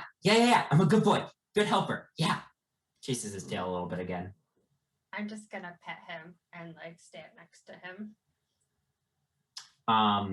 Leaf walks away. You all move into the second chamber. The second chamber has changed slightly, not dramatically, but the main difference is the double doors that led into the grand main chamber of the temple are closed now, whereas they were open when you first got here. And you all notice that before there was a crystal embedded in each door, and those crystals are gone. Looking around the chamber, you see sort of built into the walls of this chamber, above the doorway back into the entry chamber, is writing that reads, here are interred the bones of Kazreal's chosen. And in little cubbies built into the walls of this room, you can see skeletal remains of figures. There are then on the left and right hand side of the rooms from where you came in, there's a locked door on each side. And then the main doors into the main chamber, which when you go to push on them, don't budge. There's writing on the doors into the main chamber, which again, Tharara, you can read because it's in Celestial, which says, beyond lies the great throne of our Lord. Prove your devotion to our Lord by paying tribute as those who came before. And we didn't have to do this the last time we were here. Nope, doors were open last time you came in. Can I do a detect magic? You do a detect magic. There is a magical abjurative ward on the door, presumably preventing it from being opened. And then you do get faint pings in the two side chambers that have a similar magical aura as the door. Sure. our crystals might have been moved to the sides. This also feels rather trappish. Mm. I'm Yeah. gonna head towards the right chamber, though. Yep. You Just make carefully poke around, see if I can find anything. I'll go Yeah. with him. Great. The two of you make your way over to the right-hand door. It is locked. You know, you can't open the door regularly, and your rogue is not here. I can break down the door. I don't think we need to do that. I have Break. many years ago. Sebastian gave me a copy of Thieves' Tools. I have a lockpick. Oh, good. Save me these spell slots, please. Fine. You Break. go over to the door. Yeah, you can go ahead and make a thieves' tool check for me. What ability is that? D20 plus dexterity plus if you're proficient in thieves' tools, your proficiency. I'm not proficient in Thieves' Tools. I just have them. Okay. So just a D20 plus dexterity. Ooh, that was an 18. Yeah. Click. You do manage to open the door. As you do, you enter this chamber and you see this chamber just has a single, it's not a very big chamber. It's a small side chamber, but it's got a single large sarcophagus in the center of the room. And the one of the secondary magical pings is coming from inside the sarcophagus. Give me 1 second. I'm gonna just check it for traps. Make an investigation check. That's going to be. Oh, I think that is going to double check. 25. 25. You very carefully you check along the edges of the sarcophagus, and you do find a little mechanism that would have that does appear to be a trap of some kind. You're not entirely sure what it would do. You think with 25, mechanical trap of some kind, probably attached to something that would cause either something to slam painfully or something to stab painfully. But it could be disarmed with thieves' tools, very likely. I will point it out to Zer. Great. You feel like taking another try at it? All right, let's get going. All right. So let's do another dex. Ooh, that was a natural 20. Ooh, easy enough. You boom, trap's not even a problem for you. Yeah, you undo the trap. Are we sure we even need Sebastian? I'm just kidding, of course. He is our friend. Don't do that. Come on, Zer. Trying to lighten the mood. We are in a place of forgotten treasures. Can't all be doom and gloom. They should have stayed forgotten. I should have never taken us here. Listen, if you were not going to take us, I was. What's done is done. Oh, you are here. I can't believe you didn't see me. I'm nearly 7 feet tall. Sorry, distracted. Yes. When this is going on, Momo's getting really close to the sarcophagus. He's just slowly inching as he's feeling more comfortable that the trap is gonna be done. And then while you guys are talking, he's just gonna go to open it and hope that nothing happens. Yeah, you open the lid of the sarcophagus and He's gonna throw it open. Actually. Yeah, you throw it open. There's there's no body inside. The lid goes slams to the floor, cracks a little bit. Oh, it's creatures only. He'll look at you and go, "No body." But looking down inside, you do see a ruby that looks about the right size to fit in one of the empty sockets in the door. He'll pick it up and say, "There's just this stupid rock." Bring the rock over here. Come over here. Put it in the door. While you're putting it in the door, Zer is gonna go, you ever realize how many freaking puzzles there are in all these adventures we go to? It's kind of weird, right? It's fascinating. Ooh. That's what makes it half of the fun. Okay, you've been smoking too much of that nip, whatever you call that. Sniff nip? Oh my god. All right, let me know if you change your mind. It's a terrible catchphrase. You all make your way over, presumably to the other chamber. Yeah. With the experience of the first chamber, you do find basically the same setup. And retrieve the other crystal. Why do we have to take things from this burial ceremony to put in this? Like, why do we have to take things from the sarcophagi to open this door? It seems odd that you would have to Make an insight check for me. sacrifice something that is already here. That's 10. 10. It's odd. You're not entirely sure. Whatever this defense was not active when you first arrived, but now that the things in here are awake, it is active. You do know that when you all were escaping, there were a lot more undead in this place. And you do not know where they all are. Immediately on the other side of the door. Oh. But the crystals are placed, and your detect magic detects that the abjurative ward on the door is dropped. All right. We should be good. Check it for traps. Make an investigation check. Ooh, not good.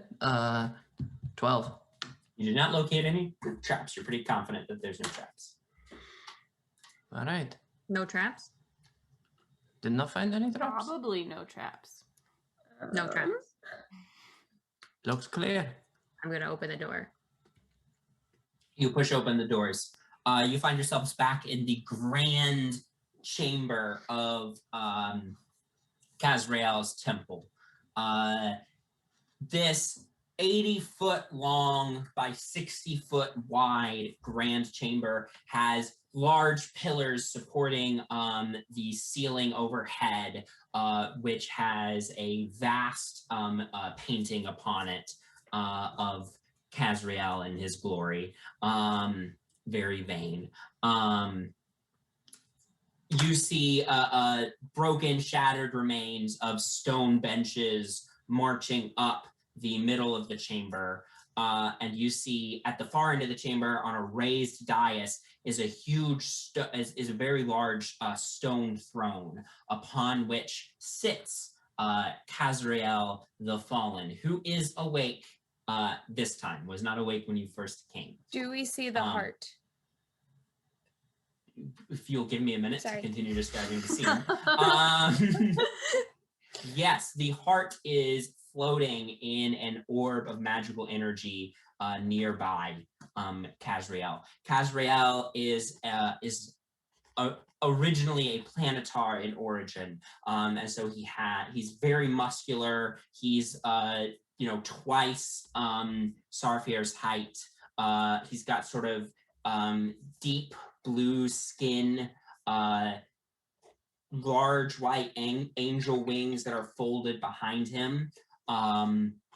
He's dressed in very, very fine robes of white and gold. All the appearance of a powerful celestial entity, which is odd with the fact that at his side stands a deathlock like the one you fought outside, as well as a group of 4 zombies in this chamber that all shift their attention to you. Still, not as many undead as when you all escaped. And you all did destroy quite a few undead when you escaped, but not as many. And they've been attacking us. And they've been attacked. So, yes, some have left to attack you. But Kazreal stands up from his throne when he sees all of you enter. I was wondering if the heroes who woke me up would be coming back for this. And he gestures to the heart. I'm sorry, I'm not done with your friend just yet. Few more days' time, and he will be a loyal lieutenant. And he lays his hand his massive hand, which is like the size of the Deathlock's torso. He lays his hand on the Deathlock, standing next to his throne at attention. You'll forgive me for not having more of my devoted followers to welcome you back. After all, I am Lord of this domain, and soon many others. My companions have to go spread the word. I assume you all have come to pledge your loyalty to me as well. Ha! Did we Uh, come oh. here for that? Fuck off. As he's talking, I just reach up to Jinarra's elbow and cast protection from evil and good. Okay, great. As he's talking, I'm going to drop another 3 statues on the ground, and it's going to be Did you just take all figurines of wondrous power? not all of them, only 4, because you only allowed me 4. 3 statues, which are actually goats, which are the ivory goat statue. Yes. And they Ghosts? all turn into 3 giant goats, and their name are Billy, Willie, and Marge. Billy, Willie, and Marge, the goats appear. Yep. Great. What does protection from evil and is it protection from evil? Protection and good? from evil and good. Yes, I was just about to send it to you. But Oh, okay. and I can say it too. Until the spell ends, you're protected against aberrations, celestials, elementals, fae, fiend, and undead. So you have disadvantage on attack rolls. They have disadvantage on attack rolls against you. You can't be charmed, frightened, or possessed. If you're not already charmed, frightened, or possessed, to that part doesn't matter. But I will still send it to you. So that Thank you. And because the ivory goats are out, each creature that is attacking us must make a DC 15 Wisdom saving throw, or be frightened at the beginning of each turn. Each of their turns. They Spooky goats. they can't attack, but they're all set to just protect Jinarra. Okay. Yeah, they're just staring around with a very creepy goat eyes. How big are they? They're giant goats. They're Sorry, there's a photo on the screen. think about like the size of a lion. They look Goat. terrifying. We just walked in the front door, all like surrounded by this one person that we're like, let's hope they don't pay attention to that person. But we put like glitter all over them. We've got goats all around them, a dog. Yeah. Nothing's getting in. I don't know. No, look over here. Look over here. Yeah, Kazreal sees all of you like gearing up to fight, and he just sighs. Well, I suppose if this is the way it is, you will betray me like all the others. And so I must do what I must do to survive.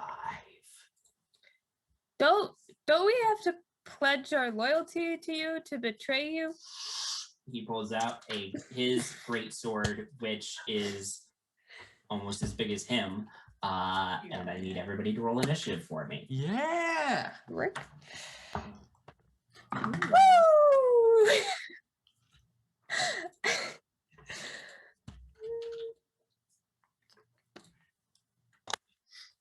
You know that thing about clerics always going last? I don't think I can go any more last. Well, Thurara, I got a 1. great.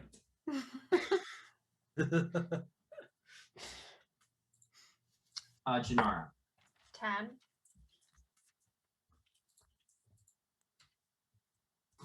Leaf, 17.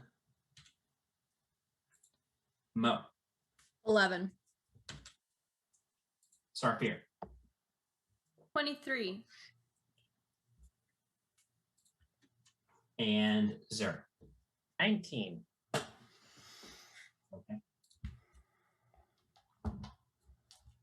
Top of the initiative order. is Kazreal the Fallen. Oh my god. I'm just writing him Kazreal. as Kaz in my notes. Kazzy boy. You all have sort of moved forward to the sort of center of the chamber, so you're not all the way at the back. You move forward some. He is going to hold out his hand. He's going to let a hand up. Yes. Can you go through initiative order?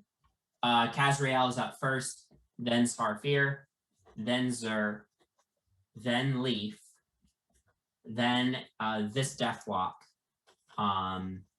then Mo, then Jinarra, then the zombies, then Thurara. Okay. He takes one hand off of his great sword, and he holds it forward to cast a spell centered on the folks at the. Basically, it's a 10-foot radius, so I believe that could probably get all of you, to be completely honest. Joke's on That you. would be We a all stand 6 feet apart. 20-foot diameter. Social distancing. Not in New York anymore. So I need everybody to make a dexterity saving throw for me. Can I tell what kind of spell? Do you have counterspell? I do. You're That's what welcome I'm to try weighing. and counterspell it. If you'd like. Yeah, let's not start off badly. I would like to throw up a counter spell at Great.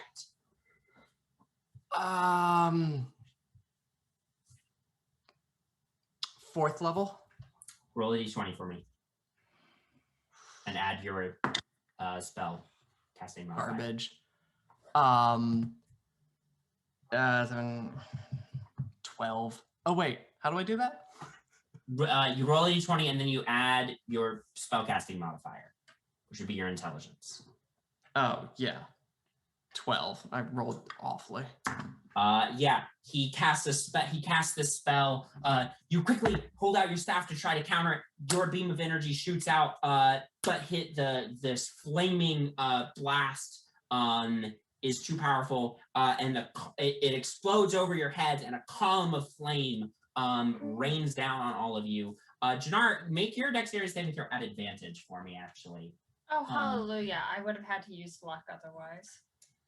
Because you have protection from evil and good, I'll allow an extra little. Otherwise, I would have gotten a 4.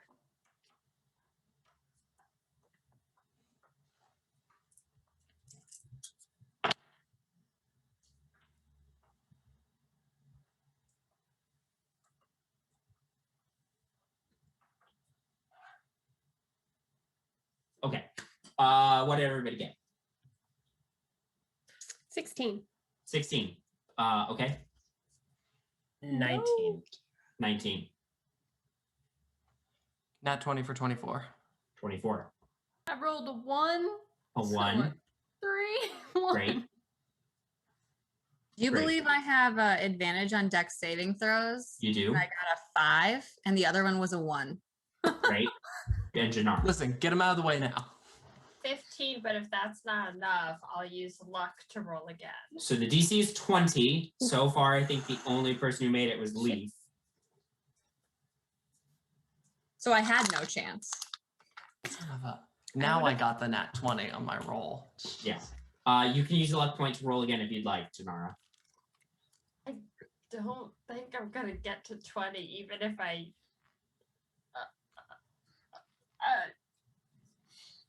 Worth a shot. Yeah, no, that was worse.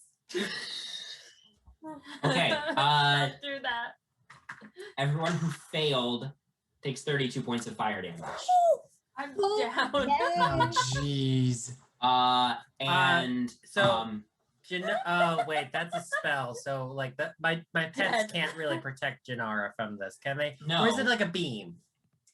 it's not a beam. It's fires raining down from the sky on all of you. Okay. That said, What kind of damage is it? Fire. fire. I feel like I have resistant to all damage except psychic. Does that Are you a totem warrior barbarian? Yeah. yeah, depending on the totem you took, then possibly. So you would take half damage. So Okay. 16 for Leaf and for Mo. Everybody else takes 32 points of fire damage as he rains down fire on all of you to open off the battle. Luckily, Zur, as a Celestial Warlock, you are going before Jinarra and have some stuff for that. So it's not over. Jinarra's not dead. Jinarra's just down. As long as you can get her back up, you still have a chance.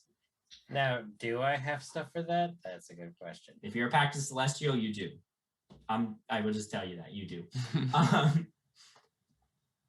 That's his turn. That's how he's gonna open it up. And Not he'll how I never would go start. again. but- Sarfreer, it's your turn. Yeah. I'm just gonna start swinging at him, but I'm gonna use. Okay. So this is. Wait, he is undead. No, he's a Celestial. Okay, then I'm gonna swing at him with my great sword of life stealing 3 times. Great. Okay, you run up to him and start trying to wail on him with your great sword. You, like, run up, slide, and hit his ankle with your go for his ankle with your first hit.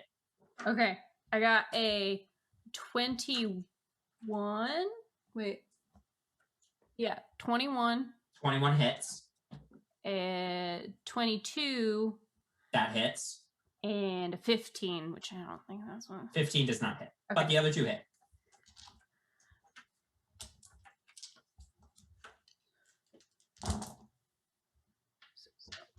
Um,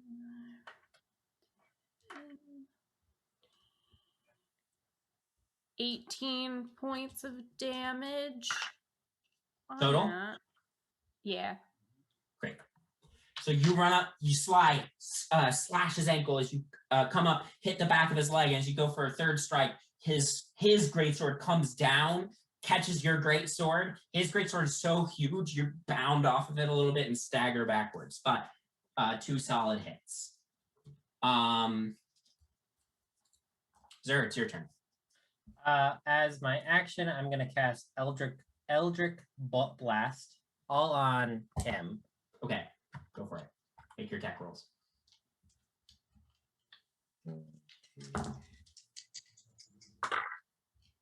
Ooh, nice. Oh god, but he's big. That's going to be a 17, 16, and an 18 to hit. Those 3 blasts. Unfortunately, none of them hit. Fuck. You hold out your hand and cast Eldritch Blast, and these blasts of Eldritch energy fly out and impact harmlessly against him. Zer's gonna say, I can see why Sebastian did die. Anyways, as my bonus action, I'm gonna cast Healing Light. Is that what you were talking about, Ben? Yeah. On Jinarra, which Yeah. you can. I'm gonna roll. Yeah, so you have a how much. pool of D6s you can expend to heal allies. Okay. So I think you can that- burn more than one at once. I'm not super familiar with the ability, but I just really classify. It doesn't really specify, which makes me assume that it's like 1 per turn. But oh wait, max of 4 at once. Okay, and I'm up to 14. So what's your max HP? 26. Okay. Ooh, actually, I might get you all the way up Hefty. in just 2 dice. Yeah. All right.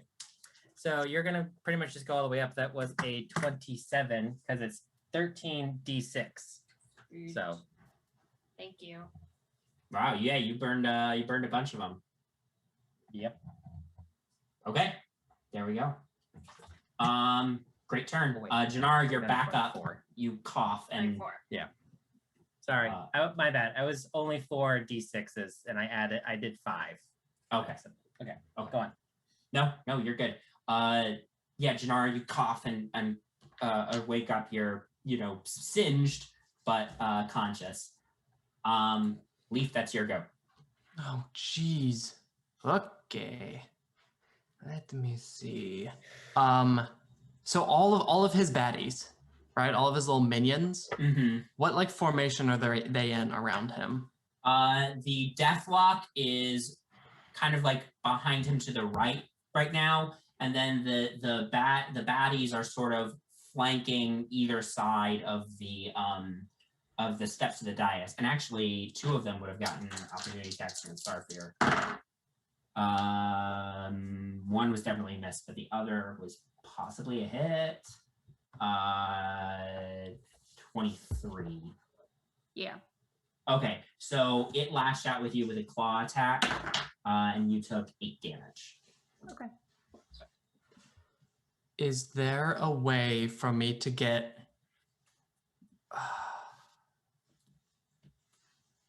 everyone in a line if I run towards one of the sides?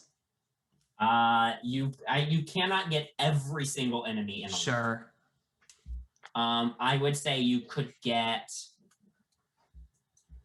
2 of them in, 2 of the like zombies.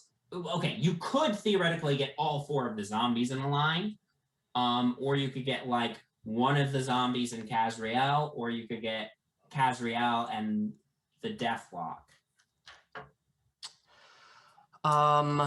Let's do. That's so big to pull that. Sorry. Okay. Change of plans. I think I'm going to look for a 20-foot sphere to get the most people and not an ally, whatever that configuration would be. Okay. Preference of big bad in there. Okay. I think you could probably get 2 of the zombies, Kazreal and the Deathlock, and just barely miss Sarfir. Let's do that if we can. I like to do that, and I'm gonna throw a synaptic static. Okay. In there. So those are all intelligence saving throws. We'll roll for Kazreal first.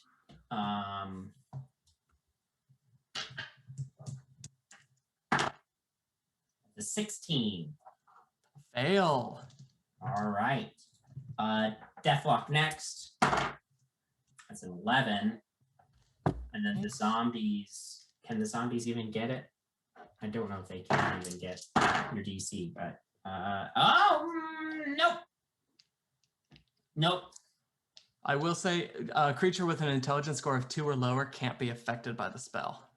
Well, they have a 3, so Great. they are still affected, just barely. Awesome. Then all of them are going to take 8d6 psychic. Woo! Love this sound. Okay, not the best roll. 14. 23 points of psychic damage to them all. For the next minute, all of them now have muddled thoughts. During that time, they roll a d6 and subtract the number rolled from all attacks and ability checks, as well as Constitution saving throws to maintain concentration. All right. They can make an intelligence saving throw at the end of each of its turns. Okay. All right. I can help remind you if you would like. Yes, that would be Great. All right. And then, cause, oh, no, I didn't move. I'd like to move away from everyone else. Okay. Off to the right. We'll Okay. We'll just Yeah, you spread us bolt to the right as you cast this spell, and they all clutch their heads as you do. So, at the end of your turn, Kazreal is going to burn 2 of his legendary actions to attempt an essence drain on you. He gets minus d6 on the attack roll, but he has a plus 12.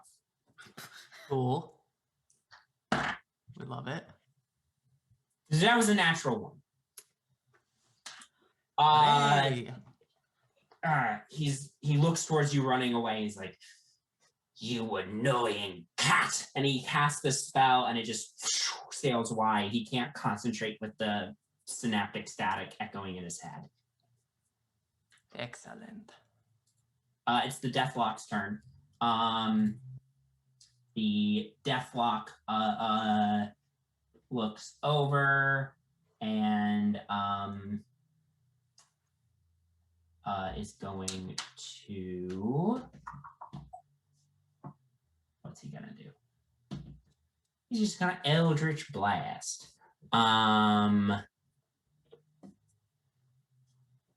Who's he gonna go against? Well, definitely the cat. Oh, I think he just gets 2. He gets 2 Eldritch Blasts. Minus D6. Minus D6. Great. Oh my god. Okay, well that's a 5 and a 6. So Neither hit. one was after Leaf and the other after Sarfir, and they're just sail wide. He can't concentrate. He does get a chance to an intelligence saving throw at the end of his turn. 16? What? 16? He needs a 17. Damn. All right, Mo, it's your turn. All right, I'm gonna go up to Kazreal with my great sword. Great. You run up on the other side of Kazreal. Wow, no. That first one is a 17. Okay, but the other one is 27. That definitely does it. Oh, and I forgot to say that I entered my rage. Okay. Bonus action rage. So don't forget to add your +3 to damage as well. 14. 14. Nice. Yeah, you run up on the other side from Sarfir. You run up and slash at his other ankle. He staggers a little bit. He's still not looking too bothered. He's a little annoyed, but he's a pretty hefty boy. Great. At the end of your turn, Mo, he's going to use his final legendary action to just try and I guess great sword attack. Sarfir has done more damage to him, so he's going to go after Sarfir with his great sword attack. Yeah, he does get a -6, but +12 on the attack, so minus D6. Boy, okay. 22 minus 5, which would be 17. Doesn't it? Oh, yeah. He Awesome. swings at you with this massive greatsword, and you just duck under it. Your mane gets ruffled by the wind as the sword goes overhead. But great. Jinarra, it is your turn. The magical orb that has your father's heart in it is currently behind Kazreal, floating next to his throne, which you would probably have to climb up on to get up to it. Climbing shouldn't be an issue. Is there any place I could like run and hide in? Yeah, there are Like, stealthily. Yeah, there are pillars. There are a couple of like broken stone benches, that sort of thing. So you you can move over and try to hide behind one of those. Go ahead and make a stealth check as you do so.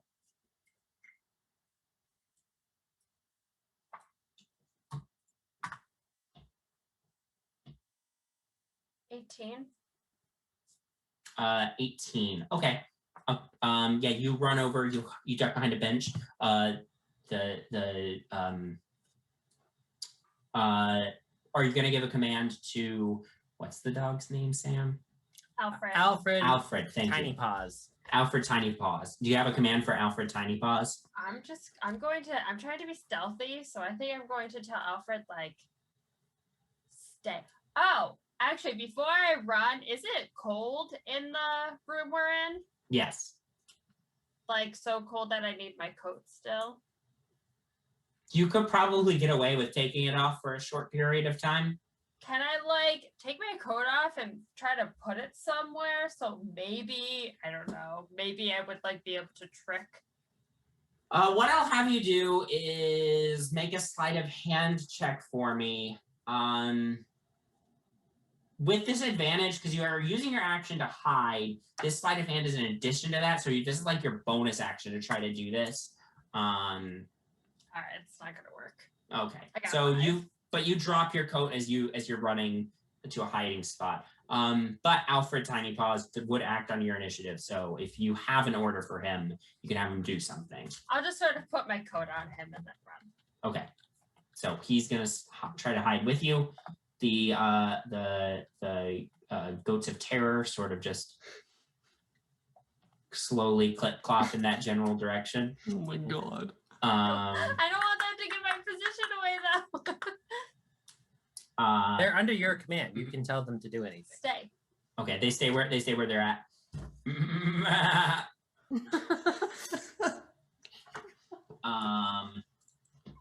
Great.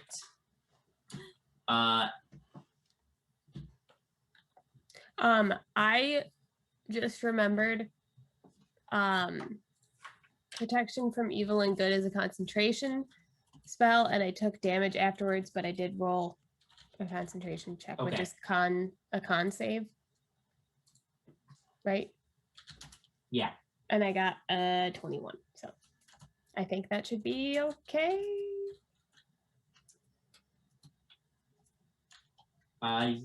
Yes. Okay. Sorry.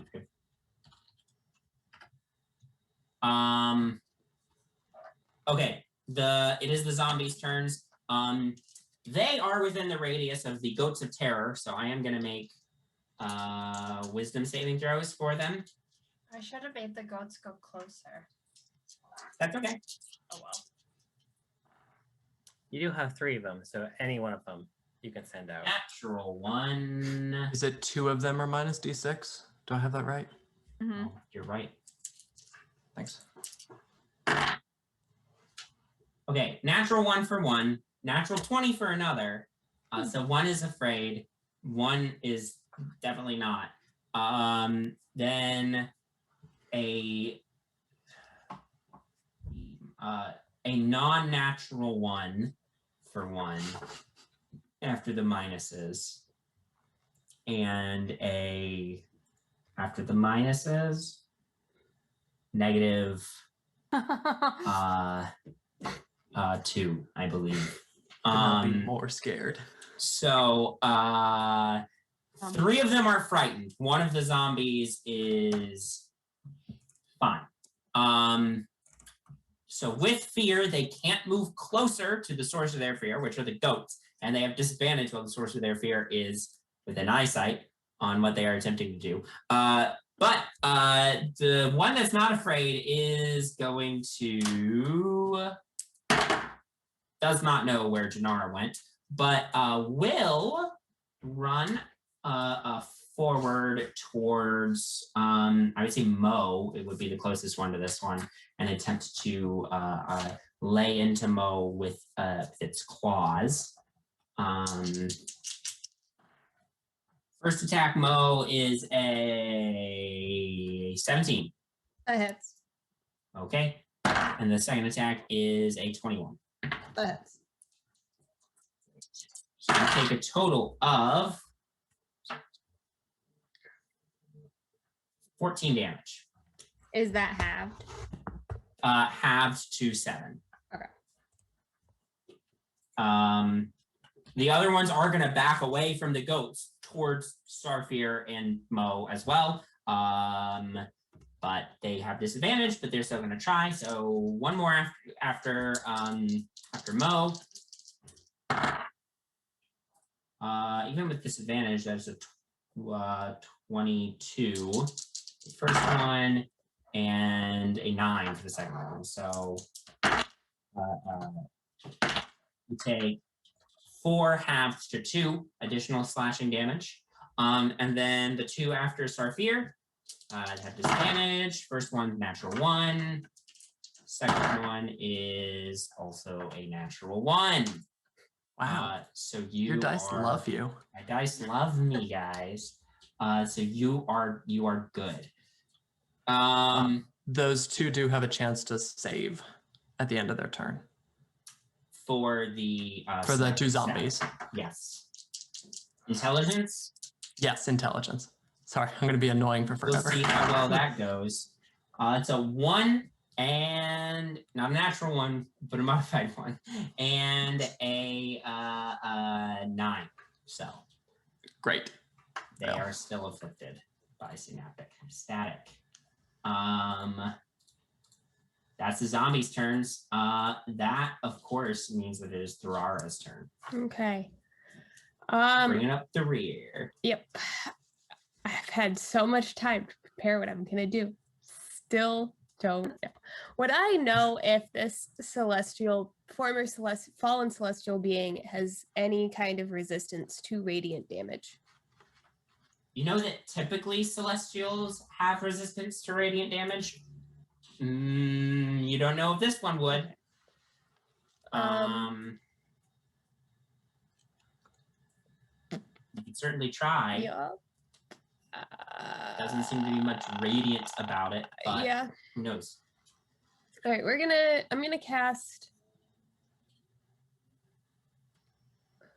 Also, casting spiritual weapon is a bonus action, Correct. as well as moving it is a bonus action. Right, so you can cast it and have it be in Yeah. where you want it to be and still have it attack on that turn. Yeah, not gonna do that. Okay. I'm gonna cast Sacred Flame, so at Kaz. So he has to make a Dexterity saving throw. Okay. Minus D6. Minus a d6. Yes. Thank you. No, I would not remember if you didn't keep reminding me. So Great. that's even with the minus d6, that is still a 22. Yeah. Okay. You let out this bolt of sacred fire, which sails past him. And then I'm gonna cast Spiritual Weapon at 3rd level. Okay. Spiritual weapon appears, I assume, next to Above Cass. him. Above him. What form is your spiritual weapon? I believe the form of the spiritual weapon that I previously had did not make much sense as a weapon because I'm pretty sure it was a squirrel. So I'm gonna change it to a sword because that is an actual weapon. Does it have a tail of a squirrel at the end of it? Like a little. A little Actually, no, I don't want to take a tail from a squirrel. He needs that, even Well, if it is spectral. It's a little acorn. Okay, an acorn on the end. a Yes. glowing sword of energy with an acorn at the end of the hilt appears above Kaz. You can go ahead and make your attack for that.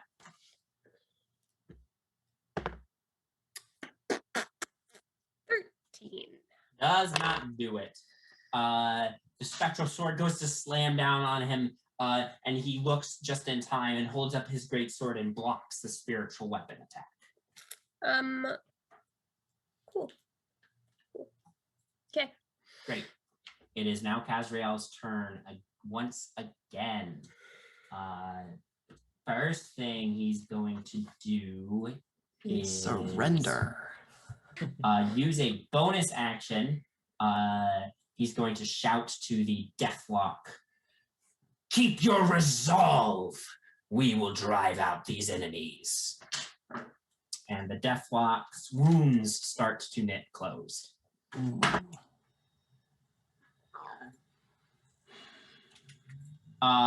That's his bonus action. For his action, he's being engaged close up, and so he's going to take his great sword. And he's going to take. He's going to start swinging it at the people, at the annoying mortals buzzing around his feet.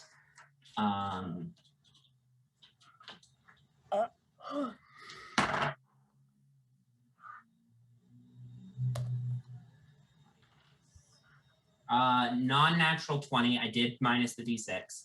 Non-natural 20 for Sarfir. And then for Momo,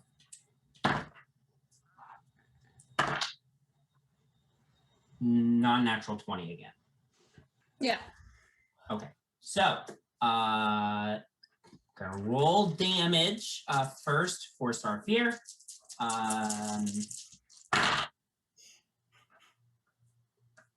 It's like 20 dice. So many dice. You've got the HP. 23 slashing damage Okay. plus Wait, Uh, no. as this huge sword carves across you, dark green energy is sucked out of your body as the sword slashes through. So you are going to take an additional amount of necrotic damage. Ooh. Spooky.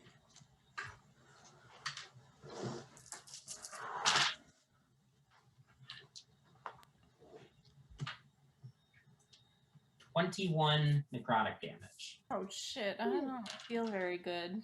And then the one against Momo.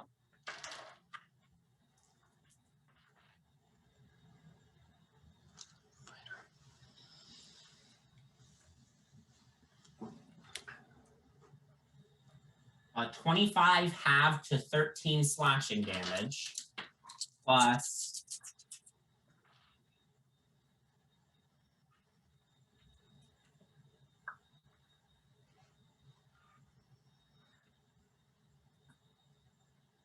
plus 22 halves to 11 necrotic damage.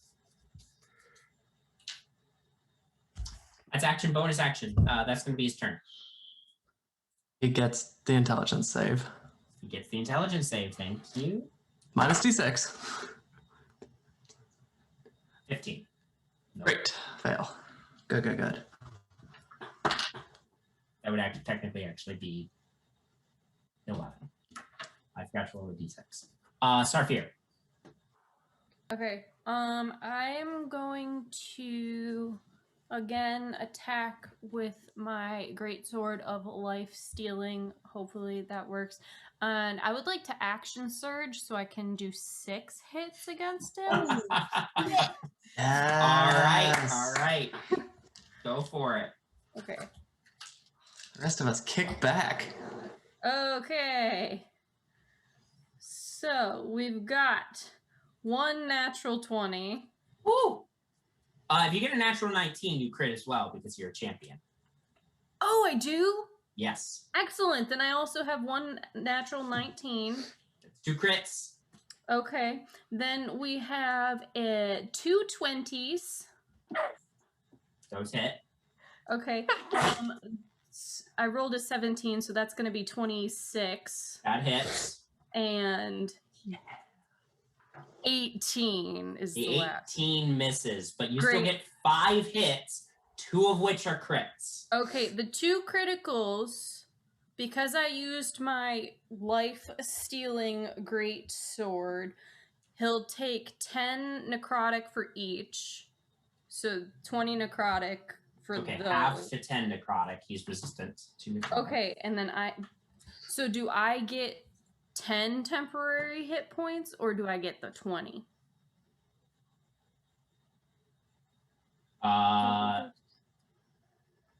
You get back the total of what you steal. It would be the 10. It says, okay, so it's, And temporary hit points don't take stack. extra 10 necrotic damage if it isn't a construct or an undead. You also gain 10 temporary hit points. Gotcha. I would say you still gain 10 temporary hit points, but you don't gain Sure. 10 for each because temporary hit points do not stack. So you only get 1 bit of temporary hit points. Oh, okay. But you have 10 temporary hit points now. So That's fine. Okay. So then it's 2 crits have the max plus a roll. Yep. Okay. So a lot of damage coming in. Yeah. I almost gotta get that heart before this guy. we're gonna pull out the handy calculator. Yep. Okay. Math is for chumps. Zur is just gonna yell out to everybody: if we kill him before we get the heart, You can Sebastian still use dies. the heart. Yeah. Oh yeah. Still roll your damage. He's still looking pretty healthy. So Yeah. Okay. He's a big boy. he's a big boy. Okay. But So all right. yes. But good reminder. Then this will be the roll for those 2. 10.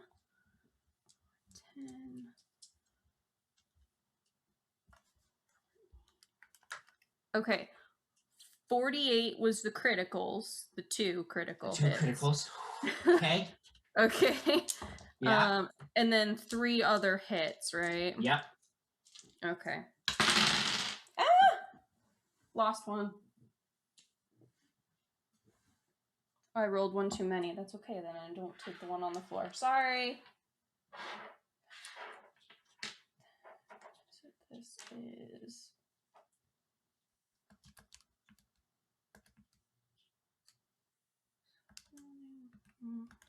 All right. 36 additional. You And look that's from looking. solid. You went from looking perfectly fine to you know, he's feeling it now, Mr. Krabs. That should be all of it. Yeah. And can I take a bonus action to take my second wind and also gain a few more hit points back for myself? Yes, you may certainly use second wind. So, you jump up, you slash up his legs, kick up off his knees, slash across his chest as you do. As you're falling, you stab into him, sliding down, and then you whirl around and get 2 more hits, like across his thighs as you're falling before landing in like an awesome 3-point landing on the ground between his feet. And then you take a moment, focus to push through your injuries. That was fun. That was very fun. Zur, it's your turn. So Zur is gonna just walk up and just going to say, your time is you're not welcome here, and he's gonna cast banishment. And so can you roll a charisma saving throw of 16 or higher? Whoa. Mine is a D6. Minus a D6. Please. This could be very clutch. Okay. He has a crazy bonus to charisma saving throws. I rolled a 1 on the D6. That is a total of 30. No! Holy shit. Close. Close. No, sorry, 29. It's a total of 29. I apologize. I did the math. Closer. As Zur is doing that, he's just gonna be like, he turns to you. You would dare attempt to banish me from this place. And at the end of your turn, he's going to use 2 legendary actions to attempt to essence drain you. Oh my god, really? Really? Really? he's so mad if he 14. to hit. Yeah. God damn it! It does hit. Oh! I rolled a 4. We already know it hits. Okay. How's your armor class lower than mine? Because I rolled a 4 minus 2, which was a 2, and it gets a plus 12. He's Damn. a little squishy. Is it an attack? It's a ranged spell. Oh, it's a. Does the legendary action have the -6 or no? I don't know how that. I did minus the D6. It was Oh, you minus did. 2. You did. Great. So yeah. Okay, I need how many of these do I roll? I roll 1 more. Where's the other one? I need another one. What are you looking for? A D8. I found 1.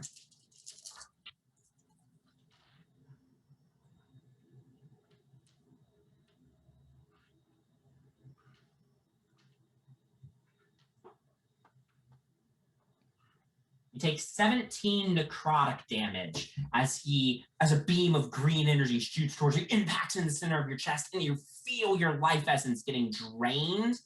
And up the beam, it sucks into his arm, and some of his wounds start to close. Honestly, I was expecting it to be worse. Like that's bad, but I was expecting It wasn't. to drop. It was a lot of 2s. I rolled a lot of 2s. As a reaction, I'm going to cast Hellish Rebuke. And so I'm going to roll to hit. Right? That's a roll to hit.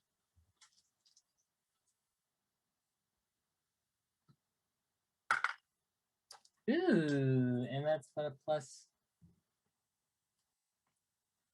Does 26 hit? 26 hits. Go ahead and roll your Thank damage. fucking God. Just misses. Just There's- barely missed it. No. Zur is like over here, like, man, I've not done any damage to this guy.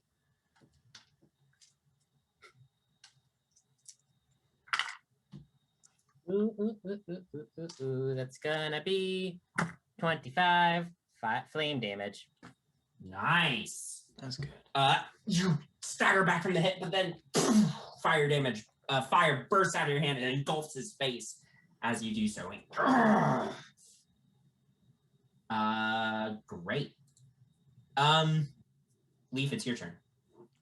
Ooh, okay. I think I have a series of questions for you. Go for it. The heart, currently, you said it's behind a field? It's in a field that it's in a field of magical energy next to the like arm of the throne behind Kazreal. Okay. Is this something I've come across or recognize? I would like to not make an actual action to check. We So- do know already that only Jinarra can get inside the field. Right. So So I she will can get in. yes, I will say that the weakness of this ritual is that a blood relative is the only one who can penetrate the field to remove the heart. Okay.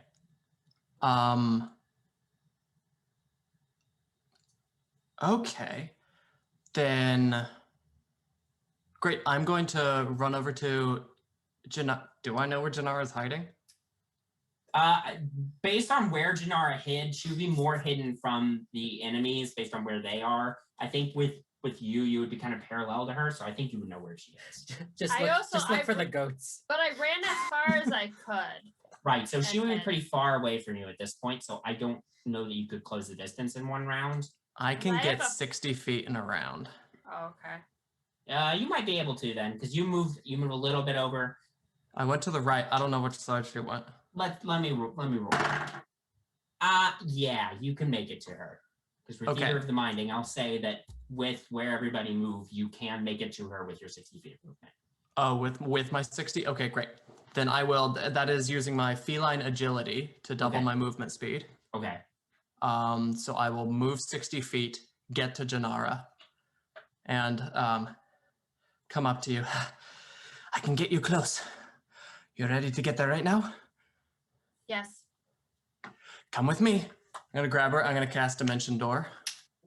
Ooh, nice! You grab her and a magical doorway appears and sucks the two of you into it, and you suddenly appear standing on the arm of the throne behind Kazreal. Yeah. For a brief moment, as we're traveling through, Jinarra, you see it's almost like you're flying through stars. There's a rainbow underneath you, maybe even a baked good.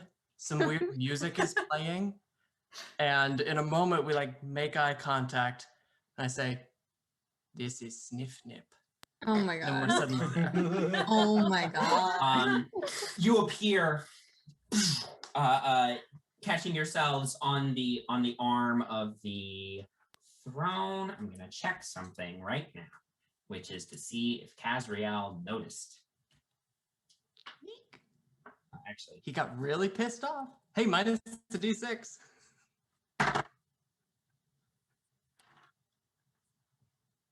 plus is perception. Even with the minus d6, it's an 18. So as you appear, there's like a sound of the magical energy as the spell goes off. And he turns. He's like, "You cursed cat!" And he is going to use his last legendary action to swing his greatsword at you, Leaf. Great. Minus the d6.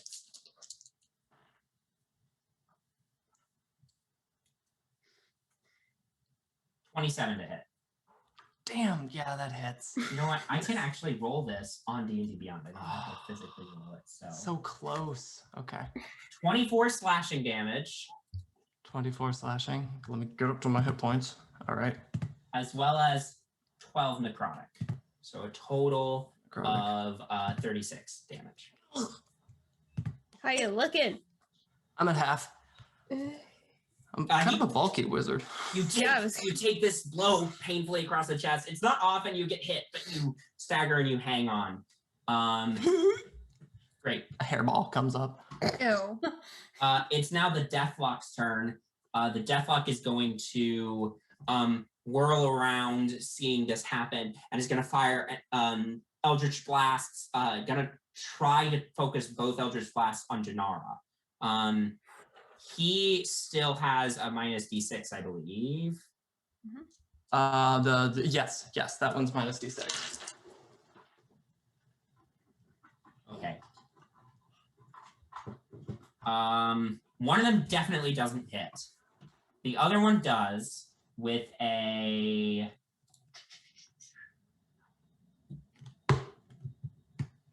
24.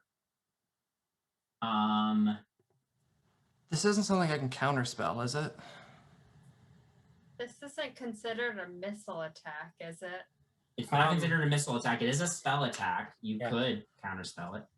Oh, but I just went. It's up to you.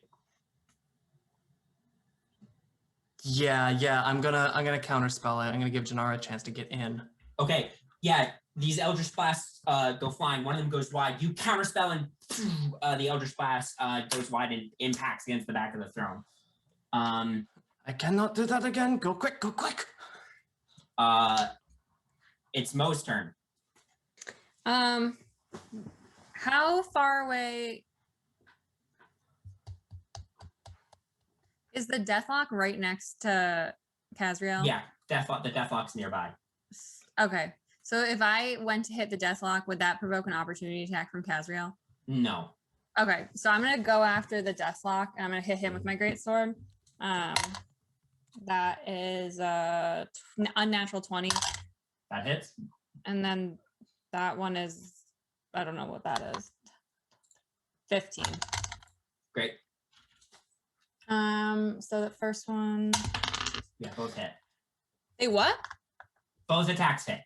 They both hit? Yeah. All right, the first one is Got 18. 13. The first one is 18. Oh my god.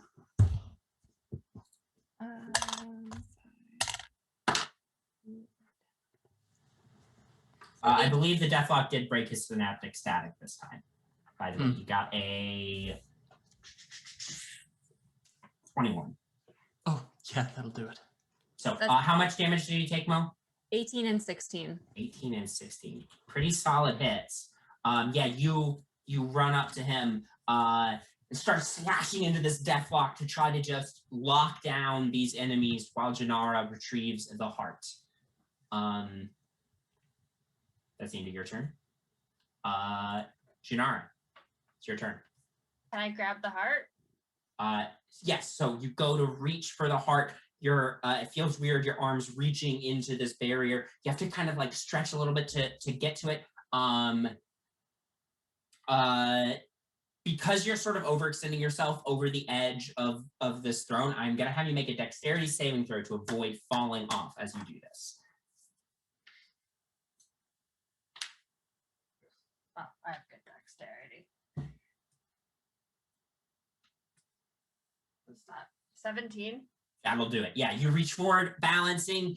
Your arms pierce through this barrier. It feels weird to do it, but it doesn't hurt. It doesn't bother you. Your hands close around your father's heart, which feels strangely hard, like calcified. But you yank it out of the barrier, and you now are holding your father's heart in your hands. Yeah. It has been removed from the ritual sphere, meaning that you may now kill Kazreal. Fuck yeah. That was my action, right? That was your action. How far from the ground am I? Like, can I get back down? I have like Step of the Wind and You can get back down. Go ahead and make an acrobatics check for me as you like clamber down to the bottom of the throne. Can I get to the bottom and hide? with You the can heart? certainly try. All right, acrobatics check. I have really good acrobatics. 21. 21. You clamber down the throne. I'll say it uses probably 20 feet of movement to get to the bottom. I'll say you try to climb down like around the side and the back so you can like duck behind it. You can't take the hide action unless you have a feature that allows you to do it as a bonus action. I don't think monks do, but you can still duck behind the throne and hope that you're concealed.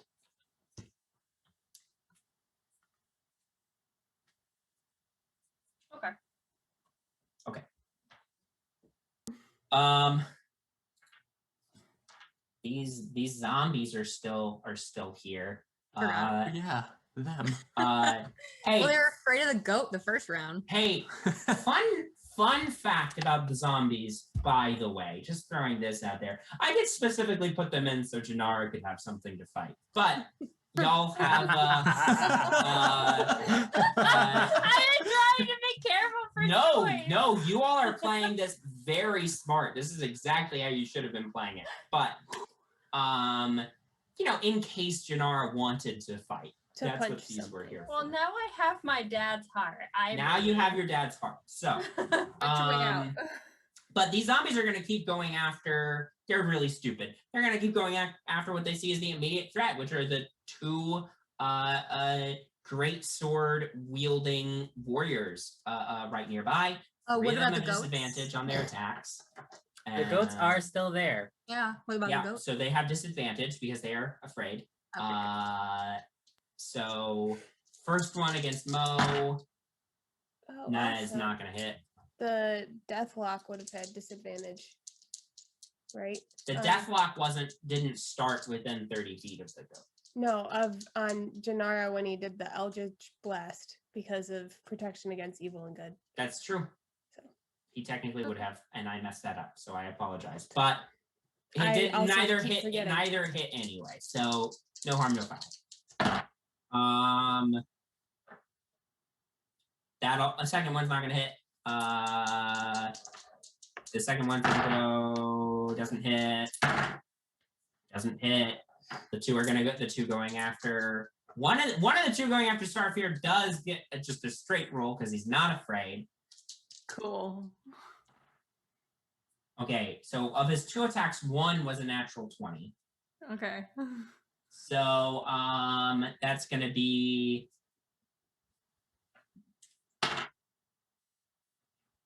max roll, that's good. 15 slashing damage. His other strike does not hit. I assume an 11 doesn't hit. No. The other one has disadvantage though. That's still I think that's still gonna hit. 18? AC is 18, yeah. So that one does hit, and then the other one. Two of these was- guys are minus D6. I don't know if you're Yeah, taking that in. I'm Great. rolling for this one right now. The minus D6, but at nat 20.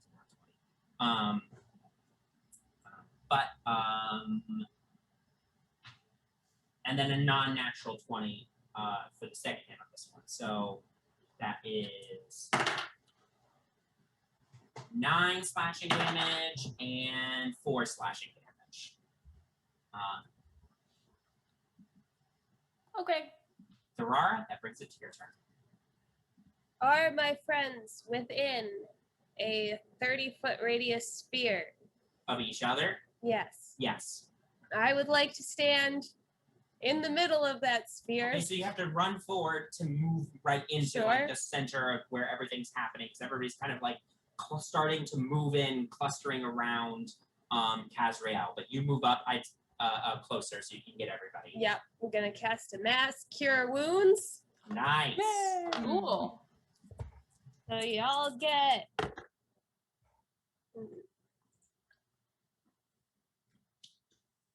23 hit points back. Holy crap. Nice. Thank you. you. Momo's back over 100. Let's be nice. Get on my level. And then I just let the spiritual weapon fall. Make an attack roll. Kaz. That's better. 23. That does it. Go ahead and roll damage. And what level did I say I was doing this at? Third? You said it was third.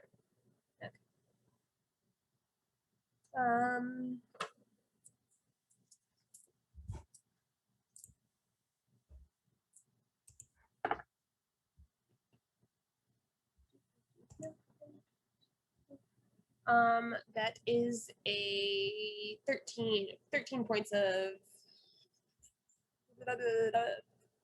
Where is it? Why? I think it's force damage. Yeah. Great. Yeah, the sword, he's turned around, distracted by the heart being gone. Yep. Boom! The spiritual weapon greatsword slams into his back, actually like cutting into one of his wings, which you hear the sound of tendons popping as the greatsword slams into it. Am I within anybody's range? Like melee You could get in a position where you weren't. without leaving? Except you would still be in Kazreal's range. We'll just stay where we are. It's fine. Speaking of which, it is Kazreal's turn. Oh, good. He says, "The hearts! You will pay, foolish mortal." And he's going to start trying to like move around the throne to get to Jinarra. As he does so, Does he leave my spiritual weapon? he leaves your Range? spiritual weapon range, and he leaves Sarfir's, and also Mo's ranges. So opportunity attacks may be made. Does an opportunity attack mean that I can hit 3 times You have still? one attack. One attack. One Okay, just wanted to make sure. I got a 3 on the dice, so I don't think that's gonna. Probably not. Crazy. 1. 21. Nice. Natural 20 again. Oh my god. All right, roll damage. At least other people He's can roll looking well. rough. This might be enough. We'll Okay, so 14 from me. see. All right. Bring it home, Kira.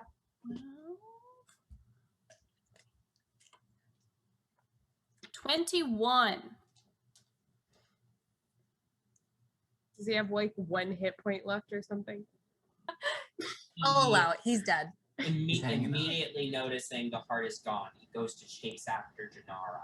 Sarfir and Mo, you're not going to let that happen. The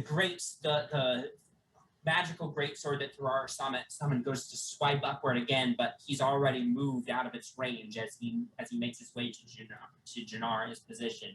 The two of you jump in front of him, and in an incredible feat of acrobatics, kick off of his climb up his legs, kick off of his knees, and simultaneously slash across his neck, beheading Kazreal the Fallen. Hell yeah, bitch. Ooh, with a massive boom,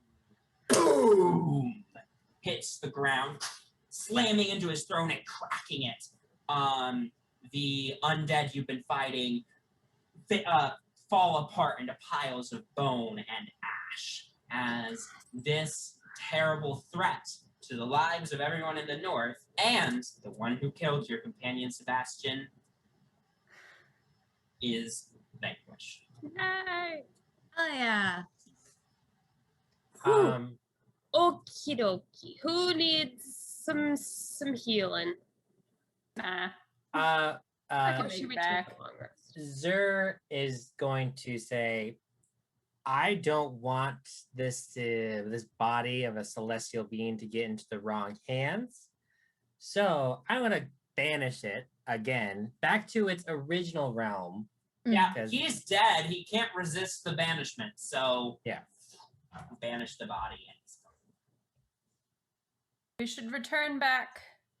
We should take a long rest. We should return back as soon as possible. Sebastian doesn't have much time still. He has 10 days. Well, I need to do it in less than 10 days. But do we Just 2 want days. to have to Thought it was Well, only- the ritual is no longer taking place. So you don't have the time Oh. frame of the ritual anymore. Right. Now it's the time frame of Thorara's strongest resurrection. Right. spell. And if we want to get back without having to get through, like figure out how to get back, I need to take a long rest so I can find the path again. We shouldn't long rest in here, though. No. Yes. Although If we're we- protected from the elements. We can get on the road a bit, and then I can throw up a place for us to sleep. Okay. Well, Tiny hut. yeah. Great. You all set out for this place after making part of the voyage. You're all tired, a little bit injured. You do stop for a little while, rest. Is this the tiny hut spell? Yeah. Okay. Yeah, I cast You tiny rest hut. in a magical dome. After taking a rest, with Thorara's help, you find the path back to the village of Caer Conid. You enter the hut. Alessandra and Joyce quickly stand up. You're all back. Oh, thank goodness! And your mom comes over and just gives you a big hug, Jinarra, and like is crying. Hi there. Sorry. I was just very worried. Do you have the I Yeah. have Dad's heart. Thorara? Uh-huh. Do we have any idea? Do I need to put the heart back in him? You do not think so. You think that if you bring the heart and lay it over his body as you cast the spell, it should go back into him. Classic Thorara thing. She always wears rose-colored glasses, so gross things do not look gross to her. So she has to put on her rose-colored glasses before she can hold this heart, Yeah, it turns into and it turns into like this kind of heart, Yeah. like a shape of a heart. yeah. And she just sets it there. This woman is very good at medicine, but she does not like medical things. Blood, guts, no thank you. And then she says a prayer to Helm and lays her hands on Sebastian and casts Raise Dead. Great. And you pull out a diamond. Yes, for the I ritual put the spell, diamond which is, on, I think I put it on his forehead. The spell takes a moment. There's a bright glow of light surrounding Thorara and Sebastian. The diamond dissipates into magical glitter. The heart disappears. The spell ends. The moment passes. And then I am going to also just pump some, where is it? I'm gonna pump some HP. Is half his HP more than 60? Fun fact, I haven't don't made a know. stat block for him. Okay, I'm gonna pump just like Wow. 40 Because he's HP been in dead there. the whole time. I don't, Um, we're gonna preserve life. You didn't create a character sheet for the dead guy? I know. Crazy. You Yeah. also do that. Just to, A moment passes, and then does the heart like fuse into his body? yeah, Okay. he sits up coughing, like hacking. A moment passes. He's like,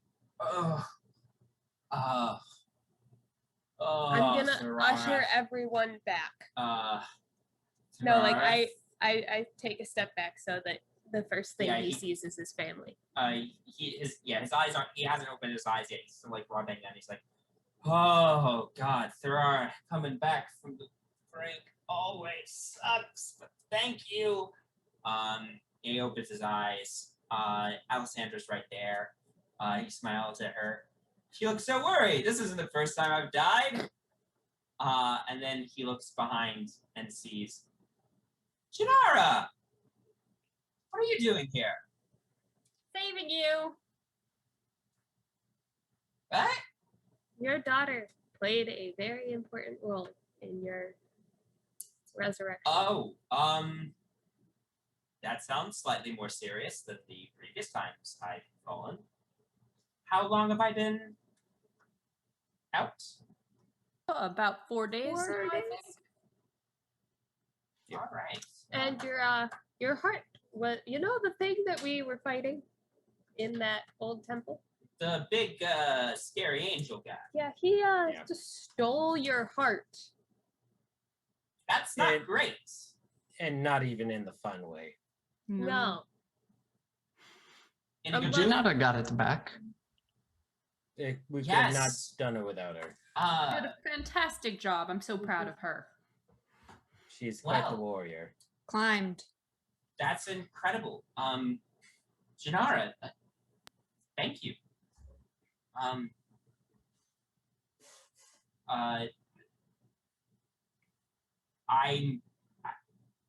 It's funny, I always thought that I was going out into the world to make it a safer place for you, but it looks like you're the one who has saved me this time.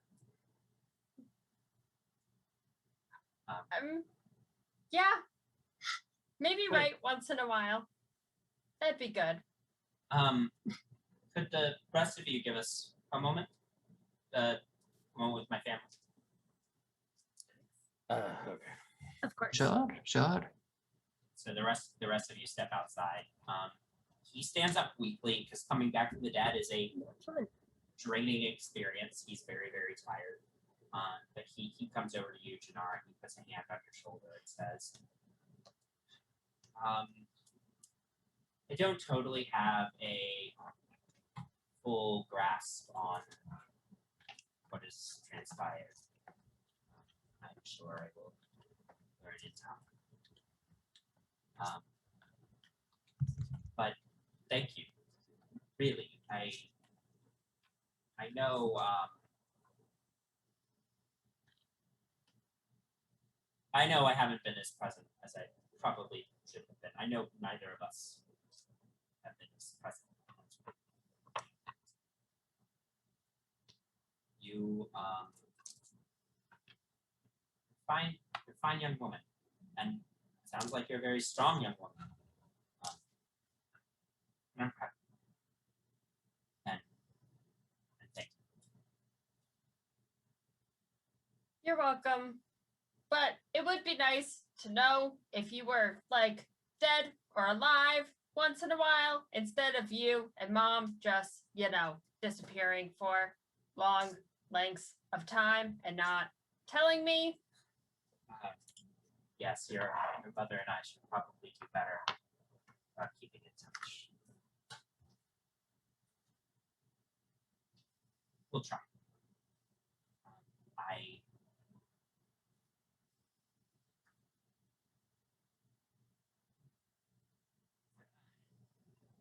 This is a lot for me to process right now.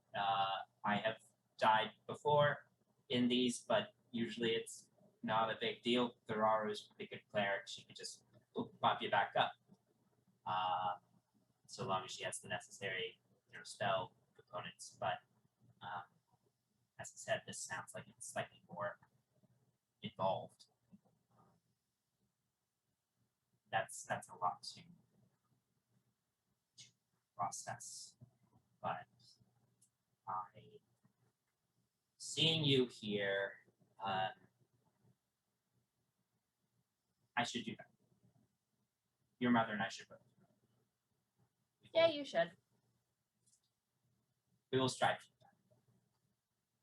I can't promise you it will fix everything overnight. We will try. I'll believe it when I see it.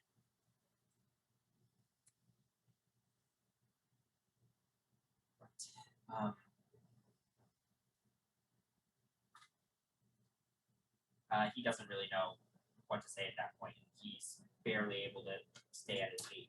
Your mother helps him lay back down, and he basically immediately wants his I'm just gonna walk out and go say bye to everyone As you walk else. away, Alessandra says, "Jinarra, dear, I'm also sorry. We love you." I know. You walk outside, where everybody else is gathered. Joyce is there. I'll step inside to say goodbye to your folks. Allow you a moment with the rest of them. And she goes Thank inside. you. I'm gonna go and hug all of them because they all kept me safe.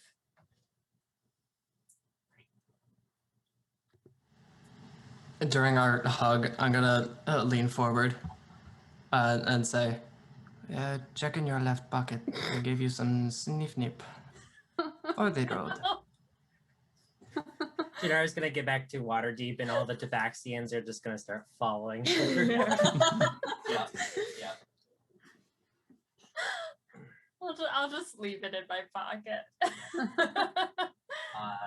Yes, everybody, you share a hug and a goodbye with everybody. Anybody have any specific final words they'd want to say to Jinarra before she heads back to the train station? Mama will pat and just say thanks. Sarfir will kind of pick her up a little, say, "You keep practicing those fighting skills, you'll be as good as me one day." I hope so. Zur is gonna say, "I fear for anyone who stands in your way." That means a lot coming from you. Thorara just says, "You certainly have grown over these years. I remember when we were the same height, and now you're just so tall." It's I'll always give her another a sad hug. moment. But I just wanted to just keep an eye out in the mail in the next few weeks. I have a feeling a package might arrive. Okay. I cast Reduce on Thorara. And with that, as everybody starts laughing as Thorara shrieks, "No!" Not again! This has definitely happened before. Put you on The end of every journey. At the end of every adventure, yeah. Joyce comes out, and you and she, Jinarra, make your way back to the train station, and back to your friends in Waterdeep. And with that, we are going to end for the night. Great job, everybody. That was super fun. Thank you, everybody, for watching. I hope you enjoyed this very special one-shot. Gives us a peek behind what Jinarra was up to during her absence in episode 8 of the Gilded City. Come back to the channel on Monday for the next new episode. Thank you so much for watching. Like, subscribe, and comment. Like, subscribe, and comment. All that good And stuff. destroy that notification Yeah. That's bell. right. Tell us your favorite character. They're not going to show up again, maybe. You know, who knows? Maybe. We could do other one-shots with these characters. And how many like more them all. wondrous animals did Zur actually have? These are all valid questions. Stay tuned. All right. Well, good night, everybody. Bye.